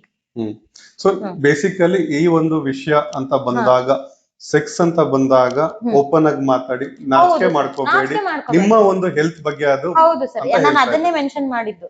ನನ್ನ ಹುಟ್ಟಿಗೂ ಹೆಣ್ಣಿನ ಹುಟ್ಟಿಗೂ ಅದೇ ಕಾರಣ, ಗಂಡಿನ ಹುಟ್ಟಿಗೂ ಅದೇ ಕಾರಣ ಅಂತಂದ್ರೆ ಅದ್ರ ಬಗ್ಗೆ ಮಾತಾಡಕ್ ಯಾಕೆ ನಾಚಿಕೆ ಪಡ್ಕೋಬೇಕು? ಎಲ್ಲ ಒಂದೊಂದು ಸ್ಟೇಜ್ ಅದೊಂದು ಬಯೋಲಾಜಿಕಲ್ ಆಗಿ ಬಂದಿದೆ. ನಾನು ಇದನ್ನೊಂದು ಮೆನ್ಷನ್ ಮಾಡ್ತೇನೆ ಸರ್, ಯಾಕೆ ನಾಚಿಕೆ ಪಟ್ಕೋಬಾರ್ದು ಅಂದ್ರೆ, ನಮ್ದು ಸೋಶಿಯಾಲಜಿಸ್ಟ್ ಒಬ್ರು ಹೇಳ್ತಾರೆ, ಸಿಗ್ಮಂಡ್ ಅಂಡ್ ಫ್ರೆಂಡ್ ಅಂದ್ರೆ, ಬೇಸಿಕ್ ನೀಡ್ ಫಸ್ಟ್ ಏನು, ಉಸಿರಾಡಕ್ ಗಾಳಿ ಬೇಕು, ನೆಕ್ಸ್ಟ್ ನೀರು ಬೇಕು, ನೆಕ್ಸ್ಟ್ ಆಹಾರ ಬೇಕು, ಆಮೇಲೆ ನೆಕ್ಸ್ಟ್ ಬರೋದೇ ಲವ್ ಅಂಡ್ ಅಫೆಕ್ಷನ್ ಸರ್. ನಾವೆಲ್ಲದನ್ನು ಪಡ್ಕೊಂಡ್ಬಿಟ್ಟಿದೀವಿ ಅಂದ್ರೆ ಜನರೇಷನ್ ಈಗ ನಾವೆಲ್ಲ ಪ್ರೊವೈಡ್ ಮಾಡಿರ್ತೀವಿ, ನಮಗೂ ಸಿಕ್ಕಿರುತ್ತೆ. ನಾವು ಲಾಸ್ಟ್ ಏನ್ ಬಯಸ್ತೀವಿ? Emotional, love, physical, everything. ಅದನ್ನ ಮಾಡ್ಬೇಕಾದ್ರೆ ತಪ್ಪು ಅಂತ ಅನ್ಸೋದಿಲ್ಲ ಯಾರಿಗೂ. ಮಾಡಿದ್ಮೇಲೆ ಆಗಂತ ಕಾನ್ಸಿಕ್ವೆನ್ಸ್ ಬಗ್ಗೆ ಯಾಕೆ ಮಾತಾಡಬಾರ್ದು? ಬೇಕೇ ಬೇಕಾಗಿರುತ್ತೆ, ಬೇಕೇ ಬೇಕು. It is one of the basic need for human beings. That's why the species, all types of the species exist on the earth. ಇರೋದೇ ಆ ಕಾರಣಕ್ಕೆ. ಆ ಕಾರಣದಿಂದನೇ ನಾವಿಲ್ಲಿ ಮಾತಾಡ್ತಿರೋದು ಅಂದ್ಮೇಲೆ ಅದ್ರ ಬಗ್ಗೆ ಯಾಕೆ ನಾಚ್ಕೋಬೇಕು ಅನ್ನೋದು ನನ್ನ ಅಭಿಪ್ರಾಯ. ನಿಜ ಇದೆ, ಮಾನವ ಆಗ್ಲಿ ಪ್ರಾಣಿ ನಾವ್ ಎಕ್ಸಿಸ್ಟ್ ಆಗಿರೋದೇ ಇಟ್ ಇಸ್ ಒಂದು ಅಸೆಕ್ಚುಯಲ್, ಅದು ಲೋವರ್ ಆರ್ಗಾನಿಸಮ್ ಇರುತ್ತೆ ಸರ್. ಒಂದ್ ದೇಹ ಎರಡಾಗುತ್ತೆ, ಅದು ಆದಷ್ಟಿಗದೆ ಬೆಳೆಯುತ್ತೆ. ನಮ್ದು ಹಂಗಿಲ್ವಲ್ಲ, ಹೈಯರ್ ಆರ್ಗಾನಿಸಮ್ಸ್ ಅಲ್ಲಿ ಅಂಡಾಣು ವೀರ್ಯಾಣು ಮಿಲನ ಆಗ್ಲೇಬೇಕು ಅಂತಂದ್ರೆ ನಾವು ಅದ್ರ ರಿಪ್ರೊಡಕ್ಟಿವ್ ಹೆಲ್ತ್ ಬಗ್ಗೆ ಎಸ್ಪೆಷಲಿ ವುಮೆನ್ಸ್ ಗೆ ಜಾಸ್ತಿ ಎಫೆಕ್ಟ್ ಆಗುತ್ತೆ ಅಂದ್ರೆ ನಾವು ಮಾತಾಡ್ಲೇಬೇಕು. ಮಾತಾಡ್ಬೇಕಾದಂತ ಸಿಚುವೇಶನ್ ಅಲ್ಲಿ ಮಾತಾಡ್ಲೇಬೇಕು, ಹೇಳ್ಕೊಳ್ಳೇಬೇಕು. ಮೇಡಮ್, ಈಗ ಯಾವ್ದಾದ್ರು ಒಂದು ಸಹಾಯವಾಣಿ ಅಂದ್ರೆ ಹೆಲ್ಪ್ ಲೈನ್ ಅಂತ ಏನಾದ್ರು ಇದನ್ನ ಹೆಣ್ಮಕ್ಳಿಗೆ ಈ ತರ ಒಂದ್ ಇದ್ರಲ್ಲಿ ಫೋನ್ ಮಾಡಿ ಗವರ್ಮೆಂಟ್ ಇಂದ ಅಥವಾ ಪ್ರೈವೇಟ್ ಯಾವ್ದಾದ್ರು ಆತರ ಏನಾದ್ರು ಇದೆ ಸರ್? ಹೆಲ್ಪ್ ಲೈನ್ ಅಂತ ಅನ್ನೋದಕ್ಕಿಂತ ನಿಯರ್ ಬೈ ಹಾಸ್ಪಿಟಲ್ ಗಳಲ್ಲಿ ಮೆನ್ಷನ್ ಮಾಡಿರ್ತಾರಲ್ಲ. ಯಾಕಂದ್ರೆ ನೀವು ಏನೇ ಮಾಡೋದಿದ್ರು ಆಫ್ಟರ್ ಡಯಾಗ್ನೋಸಿಸ್ ಹೇಳ್ತಾರ ಅವ್ರು. ಈಗ ಆನ್ಲೈನ್ ಅಡ್ವೈಸ್ ಗಳು ಕೊಡಕ್ಕೆ, ಈಗ ಮೈಗ್ರೇನು, ನಮಗೆ ಬ್ಯಾಕ್ ಪೇನ್, ಇಂಥವಕ್ಕೆಲ್ಲ ಆನ್ಲೈನ್ ಅಡ್ವೈಸ್ ಕೊಡ್ತಾರೆ. ಈ ತರ ಫಿಸಿಯೋಥೆರಪಿ ಮಾಡಿಸ್ರಿ, ಯೋಗ ಮಾಡಿಸ್ರಿ ಅಂತ ಹೇಳ್ಬಿಟ್ಟು. ಬಟ್ ಆಫ್ಟರ್ ಡಯಾಗ್ನೋಸಿಸ್ ನಿಮ್ಗೆಲ್ಲಾ ಗೊತ್ತಾಗುತ್ತೆ ಅಂದ್ರೆ personally physically you have to go there and do all the tests ಅಲ್ವಾ? ಅವ್ರಿಗೆ ನೀವು ಹೆಲ್ಪ್ ಲೈನ್ ಕೇಳ್ಬೋದು. ನಾನು ಒಂದ್ ಯಾವ್ದಾದ್ರು ಗವರ್ಮೆಂಟ್ ಅವೈಲಬಲ್ ಹೆಲ್ಪ್ ಲೈನ್ ಕೊಡ್ಬೋದು. R&D ಡಿಪಾರ್ಟ್ಮೆಂಟ್ ಅಥವಾ ಪ್ಯಾಥಾಲಜಿ ಡಿಪಾರ್ಟ್ಮೆಂಟ್ ಗಳಲ್ಲಿ ಸಪರೇಟ್ ನಿಮಗೆ STDs ಡಿಟೆಕ್ಷನ್ ಸೆಂಟರ್ಸ್ ಬೇರೆ ಮಾಡಿದ್ದಾರೆ ಸರ್. ನೀವು ಅಲ್ಲಿ ಜಸ್ಟ್ ಫಿಸಿಕಲಿ ಹೋಗಿ ನಿಮ್ ಸ್ಯಾಂಪಲ್ಸ್ ನ ಕೊಡ್ಲೇಬೇಕು. ಯಾಕಂದ್ರೆ ಆಲ್ರೆಡಿ ನಾನು ಸಿಂಪ್ಟಮ್ಸ್ ನೆಲ್ಲ ಹೇಳಿದೀನಿ. ಆಮೇಲೆ ನಾನು ಇನ್ನೊಂದು ಮೆನ್ಷನ್ ಮಾಡಿದೀನಿ, ಇದನ್ನ ಯಾರು ಮರಿಬಾರ್ದು, 80% ಆಸಿಂಪ್ಟಮ್ಯಾಟಿಕ್ ಇರುತ್ತೆ ಅಂತ. ನೀವ್ ಹೆಂಗ್ ಕೇಳ್ತೀರಾ? ನನಗೆ ಬೆನ್ನೋ ಬಂತು, ನಾನು ಹೆಲ್ಪ್ ಲೈನ್ ಕೇಳ್ತೀನಿ, ಆಯುರ್ವೇದಿಕ್ ಡಾಕ್ಟರ್ದೋ, ಫಿಸಿಷಿಯನ್ದೋ, ಯೋಗ ಟೀಚರ್ಸ್ದೋ ಕೇಳ್ತೀನಿ. ಅವ್ರು ಈ ಆಸನ ಮಾಡ್ರಿ, ಆ ಆಸನ ಮಾಡ್ರಿ, ನಿಮಗೆ ಪರ್ಸೆಂಟೇಜ್ ಆಫ್ ಪೇನ್ ಕಡಿಮೆ ಆಯ್ತಾ ಅಂತ ಹೇಳ್ತಾರೆ. ನಿಮಗೆ ಪೇನೇ ಇಲ್ಲ, ಆಸಿಂಪ್ಟಮ್ಯಾಟಿಕ್. 100ಕ್ಕೆ 80 ಮಹಿಳೆಯರಲ್ಲಿ ಹೇಳ್ತಾ ಇದ್ದೀರಾ. ತುಂಬಾ ಧನ್ಯವಾದಗಳು ತಮ್ಮ ಸಮಯಕ್ಕೆ. ಫಾರ್ ಶ್ಯೂರ್ ಈಗ ಯಾರೇ ಈ ಒಂದು ವಿಡಿಯೋ ನೋಡಿದಾರೆ, ಒಳ್ಳೆ ಮಾಹಿತಿ, ಒಳ್ಳೆ ಇನ್ಫಾರ್ಮೇಶನ್, ಒಳ್ಳೆ ಮಾಹಿತಿ ಖಂಡಿತ. ಆಕ್ಚುಲಿ ನಾನ್ ಹೇಳ್ಬೇಕು ಅಂತ ಬಯಸಿದ್ದೀನ ನಿಮ್ ಮೂಲಕ ಹೇಳ್ತಿದ್ದೀನಿ ಅಂತ ನನಗೆ ಖುಷಿ ಆಗ್ತಾ ಇದೆ ಸರ್. ಇಲ್ಲ ಮೇಡಮ್, ಒಳ್ಳೇದು. ಯಾಕಂದ್ರೆ ಈ ತರ ಒಂದು ವಿಷಯಗಳನ್ನ ಯಾರು ಮುಕ್ತವಾಗಿ ಚರ್ಚೆ ಕೂಡ ಮಾಡೋದಿಲ್ಲ. ಮೋಸ್ಟ್ಲಿ ಈ ತರ ಒಂದು ಮಾಧ್ಯಮದಿಂದ ಅವರಿಗೆ ಒಂದು ಮಾಹಿತಿ ಹೋದ್ರೆ ಒಳ್ಳೇದೇ. ತುಂಬಾ ಧನ್ಯವಾದಗಳು ಮೇಡಮ್. ವೀಕ್ಷಕರೇ, ಈ ಒಂದು ಸಂಚಿಕೆಯನ್ನ ನೋಡಿದ್ದೀರಿ. ಇದೊಂದು ಸಂಚಿಕೆ ಬಹಳ ವಿಶೇಷವಾಗಿ ಮೂಡಿ ಬಂದಿದೆ. ಹಾಗಾಗಿ ಐ ಆಮ್ ಶ್ಯೂರ್ ತಮಗೆಲ್ಲರಿಗೂ ತುಂಬಾ ಇಷ್ಟ ಆಗಿದೆ ಅಂತ ಭಾವಿಸ್ತೇನೆ. ಬಹಳಷ್ಟು ಜನ ಈ ಚಾನೆಲ್ ಅನ್ನು ಹಾಗೆ ನೋಡ್ತಾ ಇದ್ದೀರಿ. ಸಬ್ಸ್ಕ್ರೈಬ್ ಮಾಡ್ಕೊಳ್ಳಿ ಹಾಗೂ ನೋಟಿಫಿಕೇಶನ್ ಆನ್ ಮಾಡ್ಕೊಳ್ಳಿ. ಈ ತರ ಬಹಳಷ್ಟು ವಿಡಿಯೋಗಳು ಮುಂದೆ ಬರ್ತಾ ಇದೆ. ಹಾಗಾಗಿ ತಮ್ಮ ಒಂದು ಅಭಿಪ್ರಾಯನ ಕಮೆಂಟ್ ನಲ್ಲಿ ತಿಳಿಸಿ. ಇದು ನಮ್ಮವರ ಕಥೆಗಳು, ನಮ್ಮವರ ನುಡಿ ಹಾಗೂ ನಮ್ಮವರ ವೇದಿಕೆ. ಸೊ ಈ ತರ ಬಹಳಷ್ಟು ಇನ್ಸ್ಪಿರೇಷನಲ್ ಡಿಸ್ಕಷನ್ ನಾವು ಕನ್ನಡದಲ್ಲಿ ತರ್ತಾ ಇದ್ದೇವೆ. ಎಲ್ಲರೂ ತಮ್ಮ ಒಂದು ಸಪೋರ್ಟ್ ಅನ್ನ ಈ ಚಾನೆಲ್ಗೆ ಕೊಡಿ. ತುಂಬಾ ಧನ್ಯವಾದಗಳು.